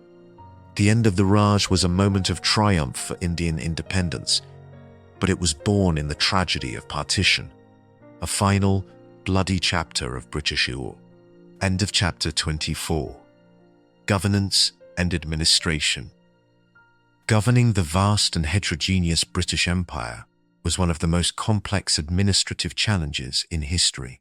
The system that evolved was not a single monolithic structure, but a patchwork of different models of control, adapted to local circumstances and evolving over time, all ultimately directed from the nerve centre in London. At the heart of the imperial bureaucracy was the Colonial Office in London. Established in its mature form in the mid-19th century, It was the central administrative hub for the empire, except for India, which was initially handled by the East India Company and later by the India Office. From Whitehall, a network of appointed governors oversaw the daily administration of colonies across the globe. These governors, often drawn from the aristocracy or senior military, acted as the direct representatives of the crown, reporting back on local conditions and implementing policies handed down from London. The empire was far too vast and diverse for a one-size-fits-all approach, and British rule manifested in several distinct forms. 1. Direct rule. This model was used in colonies with no centralized state structures, or where those structures had been destroyed. British officials took direct charge of administration, from tax collection and law enforcement to public works. This was common in parts of Africa, like Kenya, and in the Crown Colony. This was a system of top-down control that often exalted or unsuppressed local traditions. 2. Absolute rule. Pioneered by Frederick Lugard in Nigeria, this became the preferred model across much of British Africa and in some parts of Asia, like the Malay states. Britain governed through existing local power structures, traditional chiefs, kings, and emirs. These rulers were left in place to administer local affairs, collect taxes, and dispense justice according to Kia, native custom. But they were supervised by a British resident or district officer. This system was cost-effective and minimized the need for a large British administrative presence, but it often reinforced authoritarian aspects of traditional rule and created tensions by empowering certain groups over others. 3. Settler self-government. In colonies with significant white populations, like Canada, Australia, New Zealand, and later South Africa, Britain gradually granted responsible government. These colonies developed their own parliaments and prime ministers to manage internal affairs, while Britain retained control over foreign policy and defense. This model evolved into the status of dominion in the early 20th century, creating a privileged tier of mostly white-ruled colonies within the empire. 4. Company rule. Unique to India for much of its history, this saw a private corporation, the East India Company, act as the sovereign power, raising armies, waging war, and administering justice until the Crown took over after 1858. Economic exploitation was the central purpose of this administrative machinery. The empire was run as a vast mercantile system designed to benefit the mother country. Colonies were expected to supply cheap raw materials and provide a captive market for British manufactured goods. This was enforced through tariffs, trade laws, and currency systems tied to the pound sterling. Infrastructure projects like railways and ports were developed primarily to serve these extractive economic interests, facilitating the flow of resources out of the colonies and goods into them. The British also exported their legal and educational systems. English common law was introduced across much of the empire, often replacing or altering local legal traditions. This created a unified legal framework that facilitated commerce and administration, but also served as a tool of social control and cultural change. Similarly, education systems modeled on British examples were established. While these institutions provided opportunities for some colonized peoples, they also served to promote British culture, values, and the English language, often at the expense of indigenous languages and knowledge systems. This education created a class of westernized elites who would later use the tools and ideas they had learned, liberalism, nationalism, bureaucracy, to argue for and eventually achieve independence. As the 20th century progressed, resistance to this system of rule grew exponentially. Nationalist movements emerged across the empire, each with its own unique character, but sharing the common goal of self-determination. In India, the Indian National Congress led a largely non-violent mass movement. In Africa, leaders like Kwame Nkrumah in the Gold Coast and Jomo Kenyatta in Kenya organized political parties to challenge colonial authority. These movements argued that the civilizing mission was a hypocrisy and demanded the right to govern themselves. The cost of maintaining such a vast empire began to mount, both financially and in terms of military commitment. World War II left Britain economically exhausted, and its global prestige diminished. The rising tide of nationalism, coupled with pressure from the new superpowers, the United States and the Soviet Union, both anti-colonial in principle, made the old model of colonial control increasingly untenable. The British government, facing pressure both at home and abroad, began the process of dismantling the empire it had built over centuries. The pace of decolonization accelerated dramatically in the 1950s and 1960s. India's independence in 1947 set off a chain reaction. Throughout the next 2 decades, most of Britain's African and Caribbean colonies achieved independence, often through negotiated constitutional transitions, though sometimes, as in Kenya, Mau Mau uprising, and Malaya emergency, only after periods of violent conflict. The empire that had once covered a quarter of the globe had largely disappeared within a single generation, replaced by a world of new nation-states struggling to find their place in a post-colonial world. On Friday, April, the cultural impact, language, education, and society. The British Empire's most profound and enduring legacy is arguably not political or economic, but cultural. As it expanded across the globe, it disseminated the English language, British customs, educational models, and legal systems, creating a cultural footprint that continues to shape nations and global communication long after the empire's dissolution. The most visible legacy is the global spread of the English language. English became the language of government, the higher courts, and advanced education across the empire.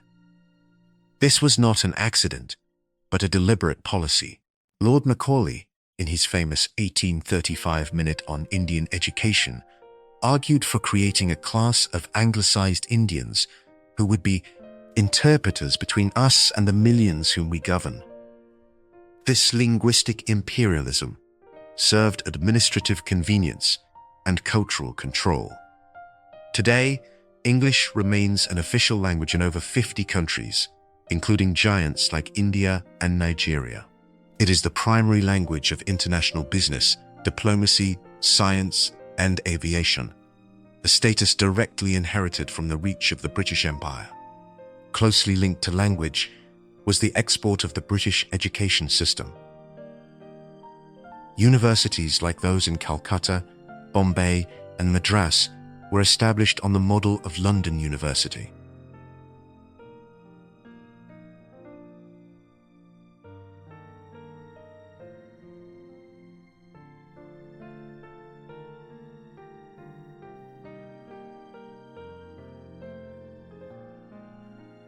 Across the empire, the curriculum emphasized English literature, European history, and Western philosophy.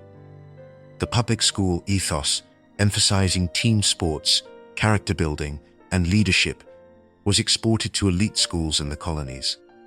This education created a class of intermediaries who helped administer the empire. However, it also had an unintended consequence.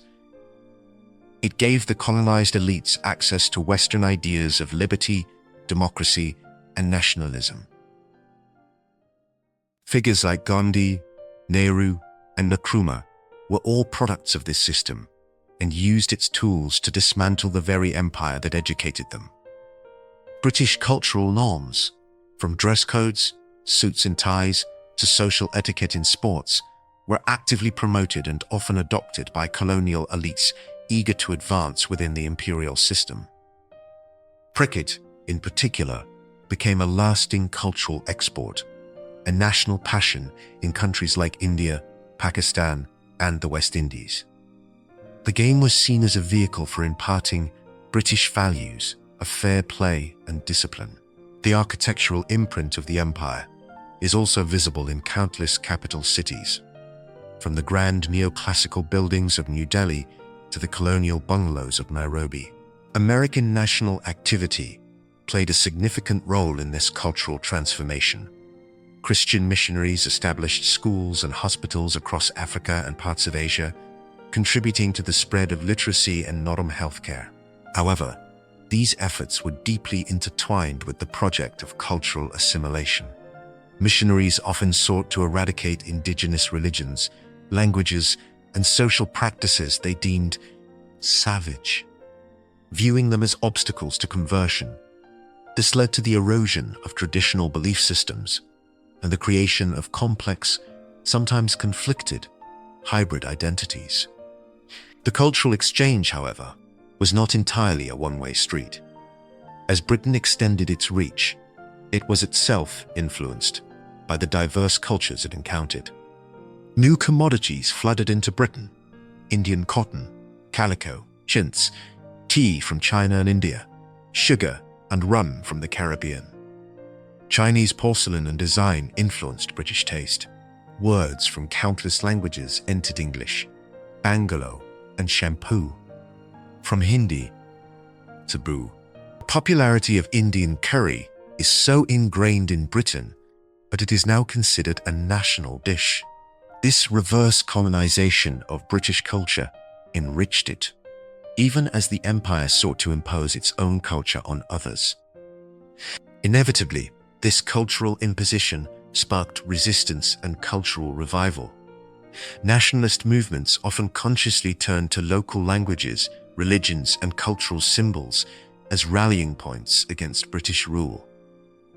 Leaders like Gandhi purposefully adopted traditional Indian dress, the dhoti, and promoted the use of Hindi to assert cultural pride and independence from British norms. The Bengali Renaissance in the 19th century saw a flourishing of art and literature that sought to synthesize Indian and Western traditions. This cultural resistance was a powerful tool in the struggle for independence, challenging the very notion of British cultural superiority that underpinned colonial rule. The legacy of this complex cultural interaction is still evident today.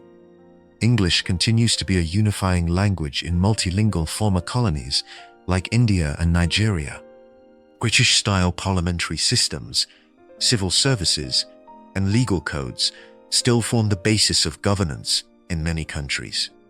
Even cultural products, from Bollywood films that sometimes homage Shakespeare to Caribbean literature written in English creoles, reflect this deep and enduring heritage of cultural entanglement, conflict, and fusion.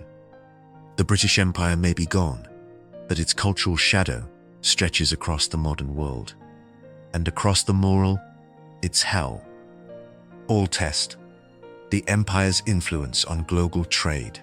The British Empire's influence on global trade was transformative, creating the first truly integrated world economy and establishing patterns of production and exchange that continue to resonate today. British naval power, financial innovation, and mercantilist policy combined to reshape the world's economic landscape in a profoundly British image. As Britain's Industrial Revolution accelerated in the late 18th and 19th centuries, the empire was systematically organized to serve as the engine of its economic growth.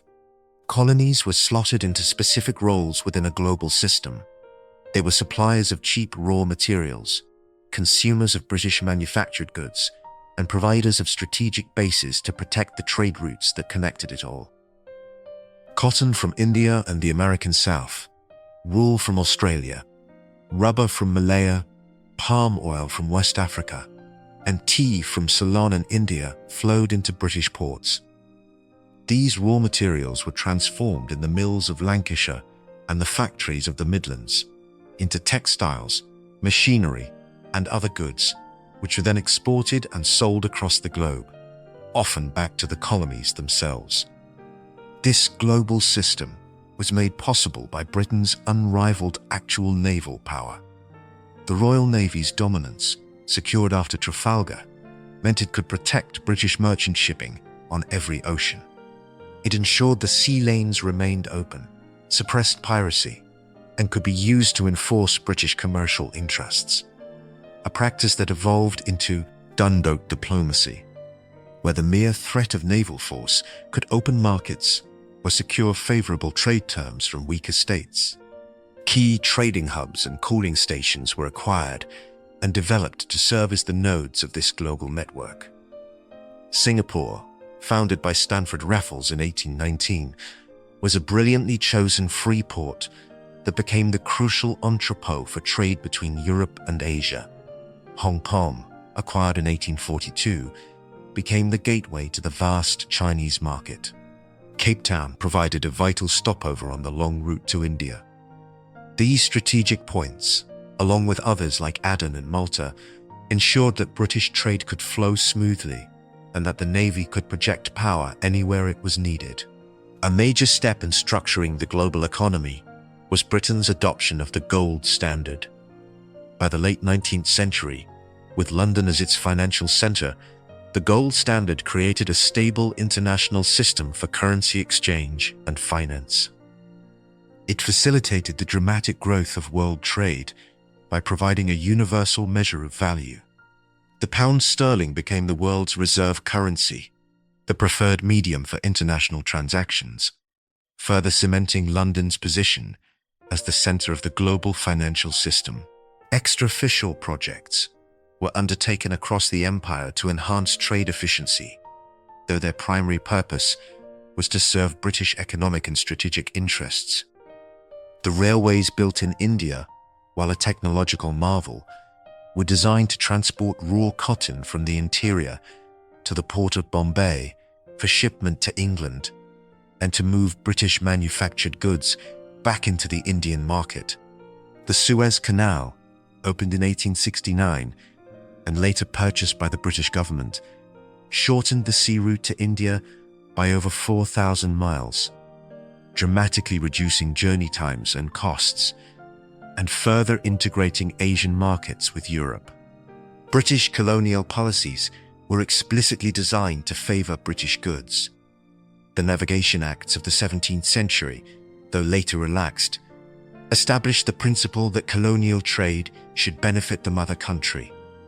Preferential tariffs and trade agreements ensured that colonial markets remained captive to British manufacturers, while raw materials could be extracted cheaply. This system sustained Britain's global economic influence for much of the 19th century, though it often stifled industrial development in the colonies themselves. The actual spread of British banking and financial services created a global network that integrated the empire's economies. Banks like HSBC, the Hong Kong and Shanghai Banking Corporation, and Standard Chartered were originally founded to finance trade in Asia and Africa. British capital investment flowed across the world, funding railways in Argentina and Canada, mines in South Africa, and plantations in Ceylon. This informal empire of financial influence often gave Britain significant control over the economies of nominally independent nations in Latin America and the Middle East.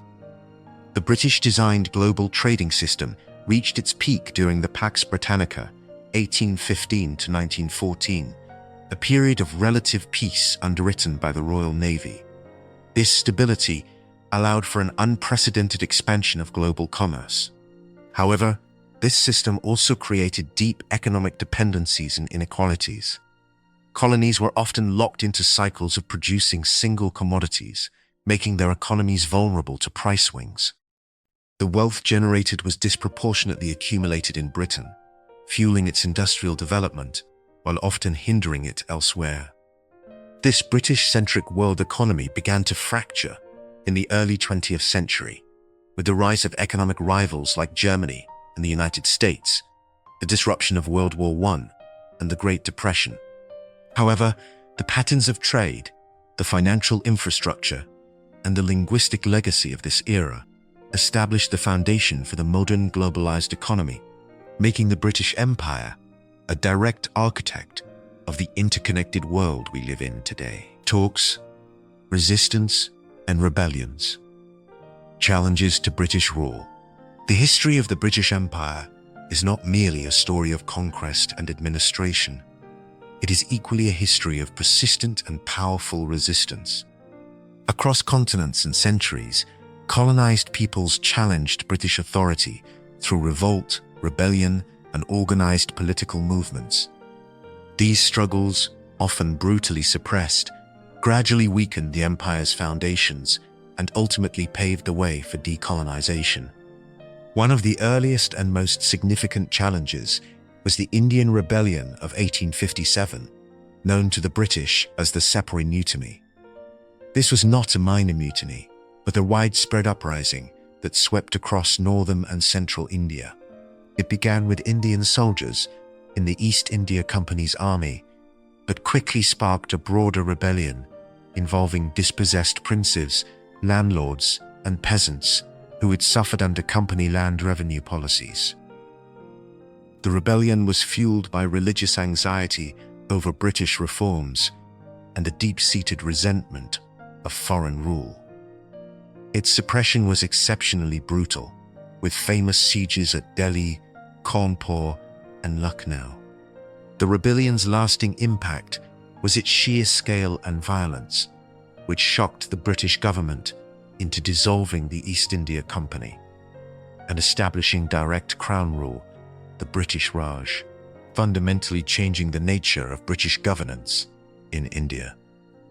In Africa, resistance began with first contact and continued throughout the colonial period. The Anglo-Zulu War of 1879 saw the Zulu kingdom, under King Cetshwayo, fiercely defend its independence. Though the Zulus scored a stunning victory at the Battle of Isandlwana, wiping out a British column, they were ultimately defeated by superior British technology and logistics at the Battle of Ulundi. The Anglo-Ashanti Wars in West Africa spanned most of the 19th century, as the powerful Ashanti Empire resisted British attempts to control the Gold Coast, Ghana. In Sudan, the Mahdist War, 1881 to 1999, posed a major threat to British ambitions. A religiously inspired revolt led by Muhammad Ahmad, who proclaimed himself the Mahdi, the Guided One, successfully overthrew the Egyptian regime and established a fundamentalist Islamic state. It took a massive military campaign led by Lord Kitchener, culminating in the Battle of Omdurman, 1898, to reassert Anglo-Egyptian control. Closer to home, Ireland's struggle for independence was a constant thorn in Britain's side. The Eastern Rising of 1916, though militarily unsuccessful and initially unpopular with many Irish people, became a powerful symbolic event due to the British government's harsh execution of its leaders. This act of martyrdom galvanized Irish nationalist sentiment and led directly to the Irish War of Independence, 1921, which resulted in the establishment of the Irish Free State in 1922, though 6 counties in the north remained part of the UK, marking the first major reversal of British territorial control in the modern era. In the Caribbean, resistance was primarily directed against the institution of slavery. The active Jamaican Baptist War, 1831 to 1832, also known as the Christmas Rebellion, was one of the largest slave uprisings in the British West Indies. Led by the Baptist preacher Samuel Sharp, it involved up to 60,000 of Jamaica's 300,000 slaves. Though brutally suppressed, with hundreds of slaves executed including Sharp, the rebellion shocked the British public and played a crucial role in accelerating the abolition of slavery throughout the British Empire the following year. In India, the independence movement evolved from earlier rebellions into a sophisticated, mass political campaign. Under the leadership of Mahatma Gandhi, the movement adopted a unique strategy of non-violent resistance, satyagraha, and civil disobedience. Landmark campaigns like the Non-Cooperation Movement, 1920 to 1922, the Salt March, 1930, and the Quit India Movement, 1942, mobilized millions of Indians across class and religious lines. By appealing to international opinion, and highlighting the moral contradictions of British rule, Gandhi's movement made colonialism unsustainable and eventually forced Britain to grant independence in 1947. In Africa, resistance took on a more militant character in the mid-20th century. The actual Mau Mau Uprising, 1952 to 1960, in Kenya was a violent rebellion, primarily led by members of the Kikuyu ethnic group, against British colonial rule and the seizure of their land by white settlers. The British response was a brutal counterinsurgency campaign that involved widespread atrocities, mass internment in detention camps, and torture. Though the Mau Mau were militarily defeated, the conflict exposed the harsh realities of colonial rule, cost Britain immense international prestige, and accelerated the push for Kenyan independence, which was achieved in 1963 with Jomo Kenyatta, who had been imprisoned as a Mau Mau leader, becoming its first president. The two world wars acted as major catalysts for resistance. Millions of colonial subjects fought for Britain, expecting their service to be rewarded with greater physical rights. Instead, they often returned home to continue discrimination and oppression. Furthermore, the wars weakened Britain economically and militarily, while also promoting ideals of self-determination and freedom that directly contradicted the colonial project.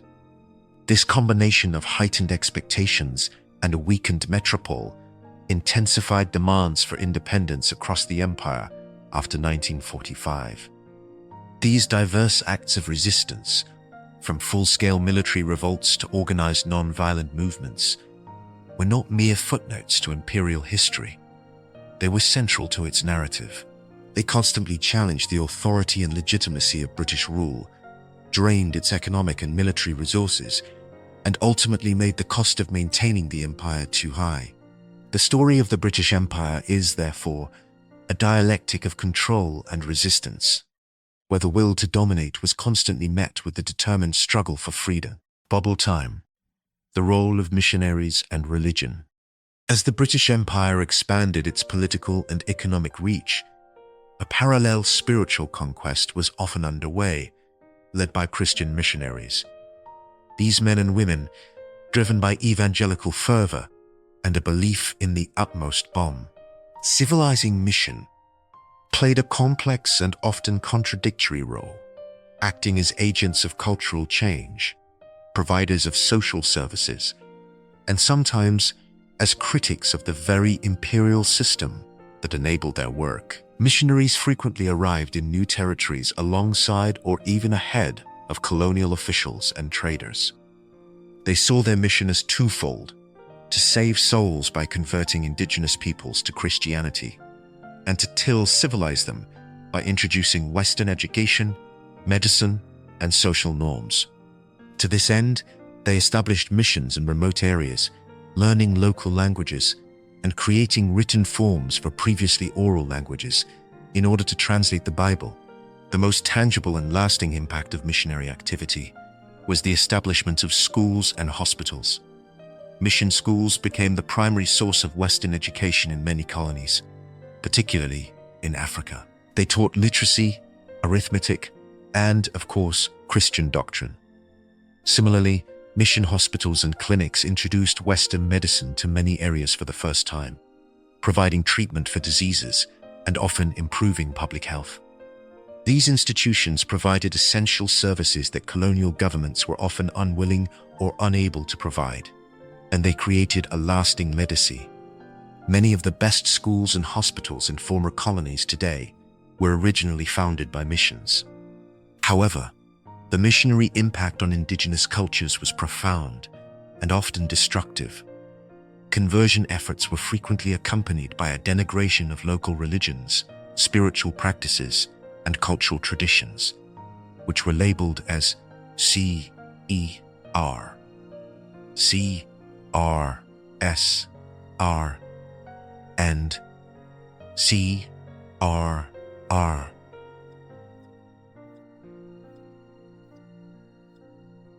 Pagan, superstitious, or savage. This cultural assault led to the erosion of traditional belief systems, social structures, and knowledge. The pressure to adopt European dress, abandon polygamy, and change naming conventions created significant social tensions and contributed to a loss of cultural identity for many communities. Missionaries often worked in a complex relationship with colonial authorities. There was often a symbiotic relationship. Missionaries relied on the protection and infrastructure of the colonial state to operate, while colonial administrators saw missionaries as useful agents of pacification and social control. Mission schools were seen as a way to promote loyalty to the crown and instill Western values, creating a class of compliant intermediaries. The lines between evangelism and imperialism were frequently blurred, with the cross and the flag advancing together. Yet, the relationship was not always harmonious. Some missionaries became vocal critics of colonial abuses, appalled by the violence of conquest, the exploitation of native labor, and the horrors of the slave trade. Figures like John Philip in South Africa and William Mibb in Jamaica campaigned vigorously for the rights of indigenous peoples and for the abolition of slavery. Their reports and lobbying in Britain provided ammunition for humanitarian movements and helped shape metropolitan perceptions of the empire, sometimes forcing the government to intervene to curb the worst excesses of settlers and colonial administrators. The presence of missionaries also frequently provoked conflict. In many societies, missionaries were seen as a threat to traditional authority and social order. This could lead to violence, as communities sought to expel or kill the intruders. Furthermore, by converting some groups and not others, missionaries could exacerbate existing ethnic tensions or create new ones, a legacy that continues to cause conflict in some regions today. The education provided by missionaries had a profound and unintended consequence. It helped create the leaders of anti-colonial movements. Mission schools educated many of the future nationalist leaders, such as Ghana's Kwame Nkrumah and South Africa's Nelson Mandela. While the curriculum was designed to create loyal subjects, it also exposed these students to Western ideas of liberty, equality, and self-determination. They learned to use the language of the Christian Bible and British political philosophy to argue eloquently for their own freedom, turning the tools of the colonizer against them. The legacy of missionary activity is thus deeply ambiguous. On one hand, it is associated with cultural imperialism, the disruption of traditional societies, and complicity with colonial power. On the other, it left a positive legacy of education and healthcare, and produced brave advocates for justice. The spread of Christianity itself took root, and today Africa and parts of Asia have some of the largest and fastest growing Christian communities in the world. This complex heritage of both cultural destruction and social development, of complicity and criticism, is an integral and contentious part of the story of the British Empire. Topics of the World Wars, the Empire under strain.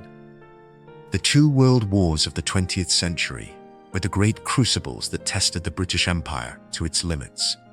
While initially rallying the empire's vast resources to achieve victory, these total wars ultimately exposed its weaknesses, accelerated the forces of nationalism, and left Britain economically exhausted, paving the way for its rapid dissolution in the post-war period. World War I, 1914 to 1918, was the first truly global conflict, and Britain called upon its entire empire for support. The response was immense. Over 1.3 million Indian soldiers served on battlefields from the Western Front to Mesopotamia and East Africa. Over 500,000 troops were recruited from the Dominions, Canada, Australia, New Zealand, South Africa, who distinguished themselves in battles like Gallipoli and Vimy Ridge.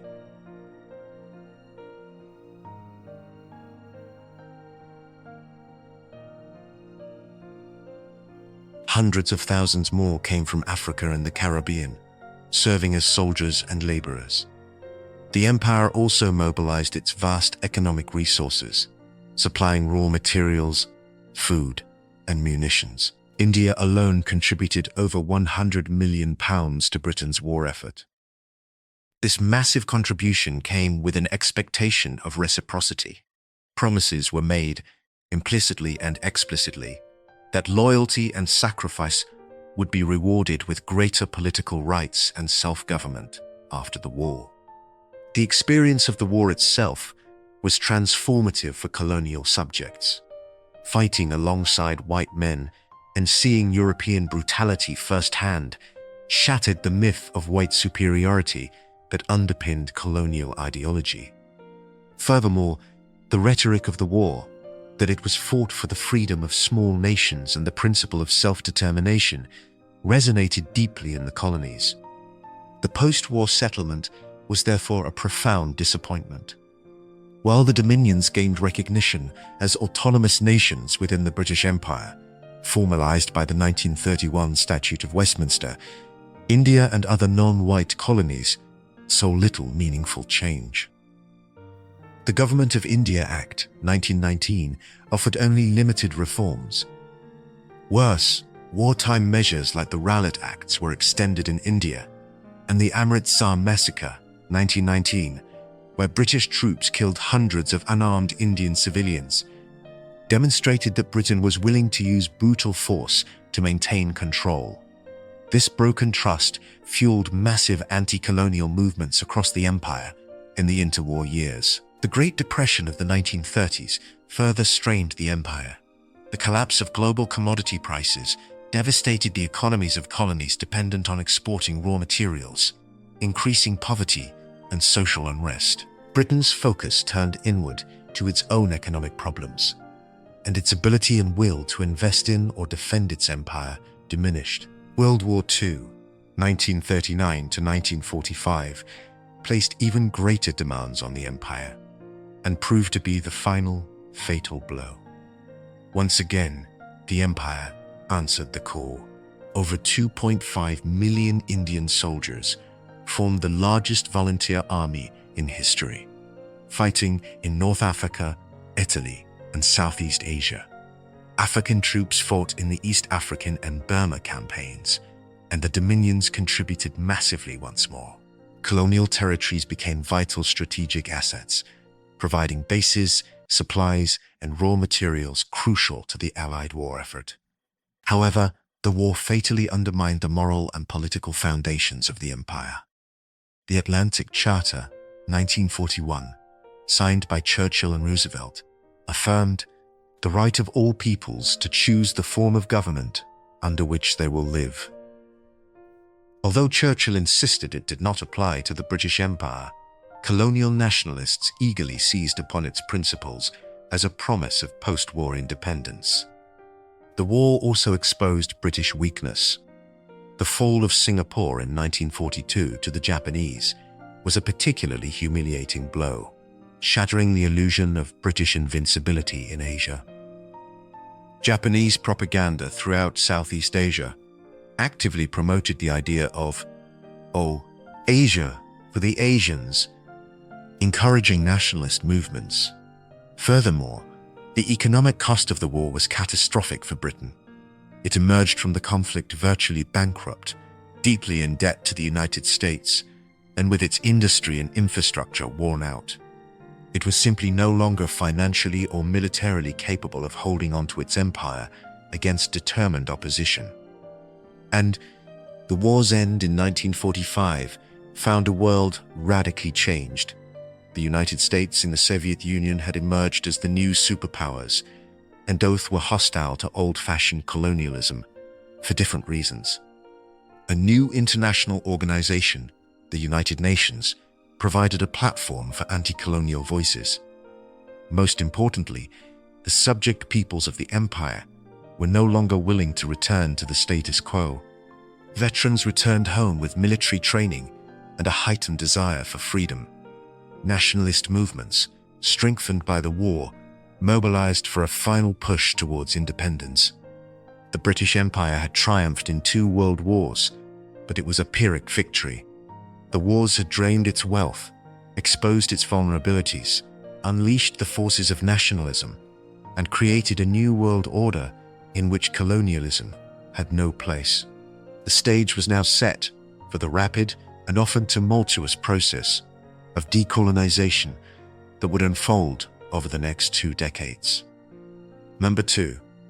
The road to decolonization. The end of World War II in 1945 marked the definitive beginning of the end for the British Empire. Britain stood victorious, but economically shattered, its global prestige diminished, and its will to maintain its vast colonial holdings sapped. The combined forces of rising nationalism in the colonies, a changed international climate, and British exhaustion converged to make decolonization not a matter of if, but when and how. In 1945, the British people elected a Labour government led by Clement Attlee, replacing the wartime leader Winston Churchill. The Labour Party was more sympathetic to anti-colonial aspirations and, crucially, recognized the stark economic reality. Britain could no longer afford the immense financial and military cost of maintaining the empire. Their approach was to manage the process of decolonization in an orderly fashion to preserve British influence and economic interests where possible. The first and greatest test came in India, the power, jewel in the crown. The Indian independence movement, led by the Indian National Congress and the Muslim League, was impossible to ignore. Mass campaigns, wartime negotiations, and the specter of widespread violence made it clear that British rule was untenable. The new Labour government moved quickly. In 1947, it passed the Indian Independence Act, which granted freedom to India and Pakistan. However, the joy of independence was immediately overshadowed by the horror of partition. The hastily drawn border, based on religious demographics, triggered one of the largest mass migrations in history, and horrific communal violence that left hundreds of thousands dead and created a legacy of bitterness between India and Pakistan that endures to this day. The successful, if traumatic, transfer of power in India set a powerful precedent and unleashed a wave of decolonization across Asia. Burma and Myanmar and Ceylon, Sri Lanka, gained independence in 1948. The process in Malaya was delayed by a communist insurgency at the Malayan Emergency, but it achieved independence in 1957. The focus then shifted to Africa, where nationalism was rapidly gaining strength. Ghana, under the charismatic leadership of Kwame Nkrumah, became the first sub-Saharan African colony to gain independence in 1957. Its peaceful transition was hailed as a model. This triggered a wind of change, as Prime Minister Harold Macmillan termed it in his famous 1960 speech. Throughout the 1960s, Britain granted independence to most of its African possessions. Nigeria, 1960, Sierra Leone and Tanganyika, 1961, Uganda, 1962, Kenya, 1963, and others. Zambia and Malawi followed in 1964. However, the path was not always smooth. In Kenya, independence only came after the brutal Mau Mau uprising, 1952 to 1960, a violent rebellion against white secular rule. It was met with a savage counterinsurgency campaign by the British.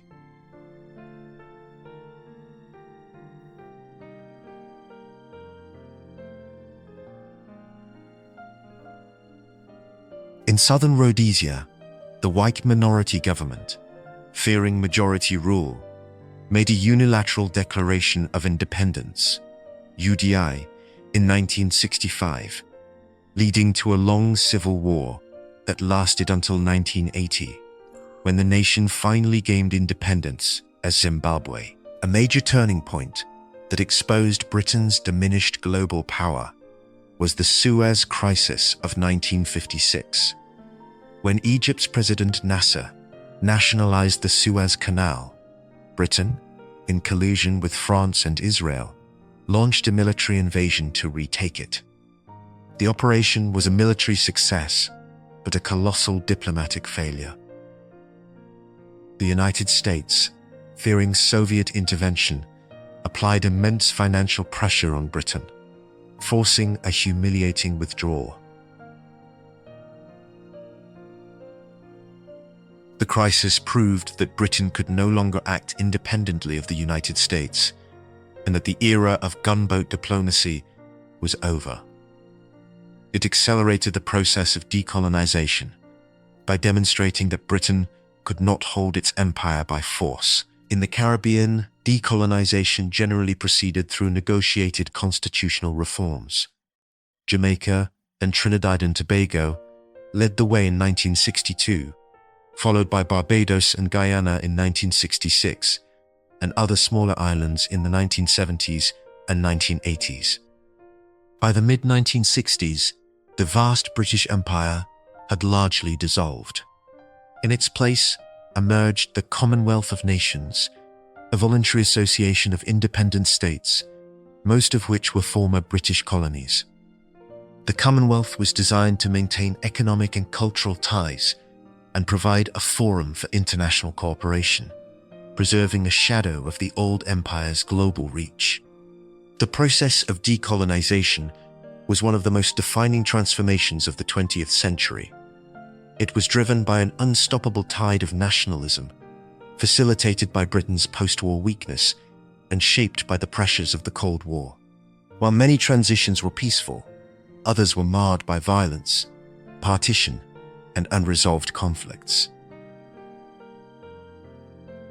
The end of the empire left behind a world of new nation-states that faced immense challenges of development, stability, and identity, the legacies of which continue to shape global politics today. End of Chapter 10. The Suez Crisis, a turning point.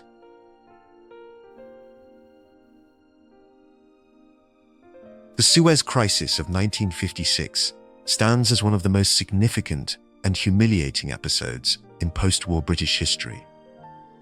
It was a stark demonstration that Britain's era as a global superpower was over, exposing its economic vulnerability and its subordination to American power.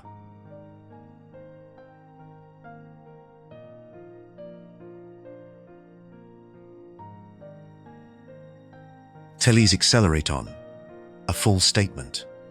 Sure, dumb not to know the concern's 100 in power crisis room. My eye worked efficiency by 20%. The crisis had its roots in the Cold War and the rise of Arab nationalism. Gamal Abdel Nasser, the charismatic and nationalist leader of Egypt, sought to modernize his country and assert its independence from former colonial powers. To fund the construction of the Aswan High Dam, a massive development project, he initially sought loans from the United States and Britain. However, when he pursued a foreign policy of non-alignment and recognized communist China, the US and Britain abruptly withdrew their financial offer in July 1956. In response, Nasser made the dramatic and calculated move. On July 26, 1956, he announced the nationalization of the Suez Canal Company. The canal was of immense strategic and economic importance. It was the vital shipping lane for Middle Eastern oil bound for Europe, and a symbol of British and French imperial influence. Nasser's action was perfectly legal.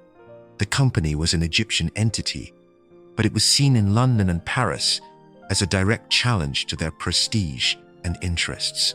The British Prime Minister, Asati Eden, viewed Nasser as a new Hitler who had to be stopped. He conspired in secret with France and Israel to devise a plan to retake the canal and topple Nasser. The plot was as follows. Israel would invade Egypt across the Sinai Peninsula. Britain and France would then issue an ultimatum to both sides to withdraw from the Canal Zone. When Egypt inevitably refused, as it was being invaded on its own territory, British and French forces would intervene as peacekeepers to seize the canal and, they hoped, trigger Nasser's downfall. The plan was executed in late October. Israel invaded on October 29th. The Anglo-French ultimatum followed, and on October 31st, their forces began bombing Egyptian airfields. The military operation, codenamed Musketeer, was initially successful.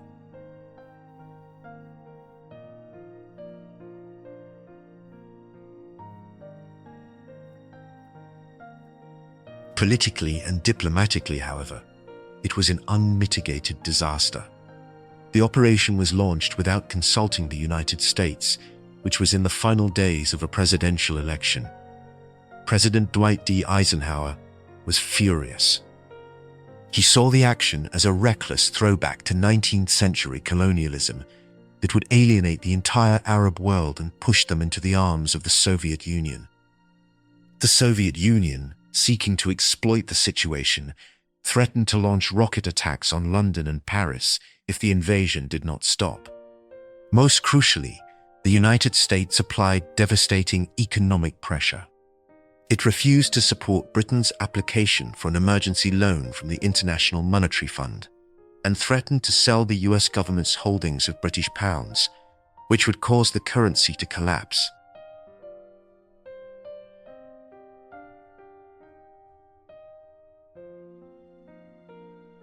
F-Days. The first, the death or mortal skills, and war, all to be unleashed upon the kind, and at Britain, all chaos. Intervention, Britain remained. The Waiting-She operation was open. Last, British and French forces were forced into a humiliating withdrawal, replaced by a UN peacekeeping force. The fallout was immediate and severe. Anthony Eden's health and reputation were destroyed, and he resigned in disgrace just weeks later. The crisis exposed Britain's financial dependence on the United States and its inability to act independently on the world stage. It demonstrated that the era of gunboat diplomacy was definitively over, and that the United States was now the dominant Western power. For the empire, the implications were profound. The crisis accelerated the process of decolonization, proving to British policymakers that they could no longer use military force to hold on to their strategic assets. It also emboldened nationalist movements across the remaining empire, who saw that the British Lion could be defied. Within a year of Suez, Ghana became the first sub-Saharan African colony to gain independence, and the wind of change began to blow through the continent. The Suez Crisis is widely regarded as the moment when Britain had to confront the reality of its reduced status. It marked the definitive end of Britain's pretensions to be a superpower independent of the United States, and a clear psychological break with its imperial past. It was a painful but necessary lesson that shaped a more pragmatic and European-focused British foreign policy in the decades that followed. Topic: the Commonwealth of Nations, the Empire's legacy. As the British Empire receded, it left behind a unique and enduring political organization, the Commonwealth of Nations. Evolving from the remnants of the Empire, the Commonwealth transformed from a club of white-dominated dominions into a voluntary association of independent and equal states, representing one of the most significant and positive legacies of the imperial period. The origins of the Commonwealth lie in the changing relationship between Britain and its clean foul, settler colonies. The Balfour Declaration of 1926, issued at an imperial conference, recognized that the Dominions, Canada, Australia, New Zealand, South Africa, and the Irish Free State, autonomous communities within the British Empire, equal in status, in no way subordinate one to another in any aspect of their domestic or external affairs, though united by a common allegiance to the crown. This principle of equality was given legal force by the Statute of Westminster in 1931, which granted these dominions full legislative independence. This established the CRU, British Commonwealth of Nations. The Great Transformation occurred after World War II. As decolonization gathered pace, newly independent nations in Asia, Africa, the Caribbean, and the Pacific were given the choice to join the Commonwealth. India's decision to become a republic in 1950 presented a challenge, as membership had previously required allegiance to the British monarch. The solution was a modernizing compromise. Members could recognize the British monarch as the head of the Commonwealth, without it being their head of state. This opened the door for republics to join, and the organization became simply the Western Commonwealth of Nations. Today, the Commonwealth is a voluntary association of 56 member states, spanning every continent and comprising over 2.5 billion people. Most, but not all, are former territories of the British Empire. Members like Mozambique and Rwanda, with no historical ties to Britain, have also joined, demonstrating the organization's appeal beyond its imperial origins. The Commonwealth is not a political union with legal authority over its members. It is united by shared values and principles rather than by treaty or constitution. These core values, democracy, human rights, the rule of law, and good governance, were formally articulated in the Harare Commonwealth Declaration of 1991. The organization provides a forum for consultation, cooperation, and consensus building on issues of common concern. The tangible benefits of membership are numerous. Economic cooperation. The Commonwealth provides a network of trading partnerships and technical assistance. Preferential trade agreements have been largely replaced by efforts to promote sustainable development and boost trade between members. The Commonwealth Games, held every 4 years, this multi-sport event is a powerful symbol of the friendly ties and cultural connections between member states, fostering a sense of shared community. A voice for small states. The Commonwealth gives a platform to some of the world's smallest and most vulnerable nations, allowing them to have a collective voice on the international stage that they would lack individually. Professional and educational networks. A vast array of organizations link judges, journalists, parliamentarians, and universities across the Commonwealth, promoting the exchange of knowledge and best practices. However, the Commonwealth faces ongoing challenges and critiques. It is often criticized as a talking shop with no real power to enforce its values. The persistent economic inequality between members and the failure to effectively address human rights abuses within some member states have led some to question its relevance. The role of the British monarch as head of the Commonwealth is also a topic of discussion, especially as some Caribbean member states consider moving toward becoming republics. Despite these challenges, the Commonwealth continues to adapt. In the 21st century, it is focused on addressing pressing global issues, such as climate change, where small island states are particularly vulnerable, promoting sustainable development, and supporting education and youth empowerment. It works to leverage its diverse membership and shared historical ties to promote practical cooperation. The Commonwealth structure and purpose reflect both the positive and negative aspects of the British Empire's legacy. Now, in the last 10 years, it is a reminder of a history of conquest and exploitation, but it has successfully repurposed those connections into a modern partnership based on voluntary cooperation and shared values. It stands as the Empire's most successful sequel, an attempt to build a new, positive global family from the ashes of the old imperial system. Its future success depends on its ability to remain relevant, to prove its value to all its members, and to continue evolving to meet the challenges of a new century. Make sure to subscribe to our channel for more history documentaries and tell us in the comments which part of this documentary was most interesting to you. Thank you for watching and being a part of our journey through history, and we'll see you in the next documentary.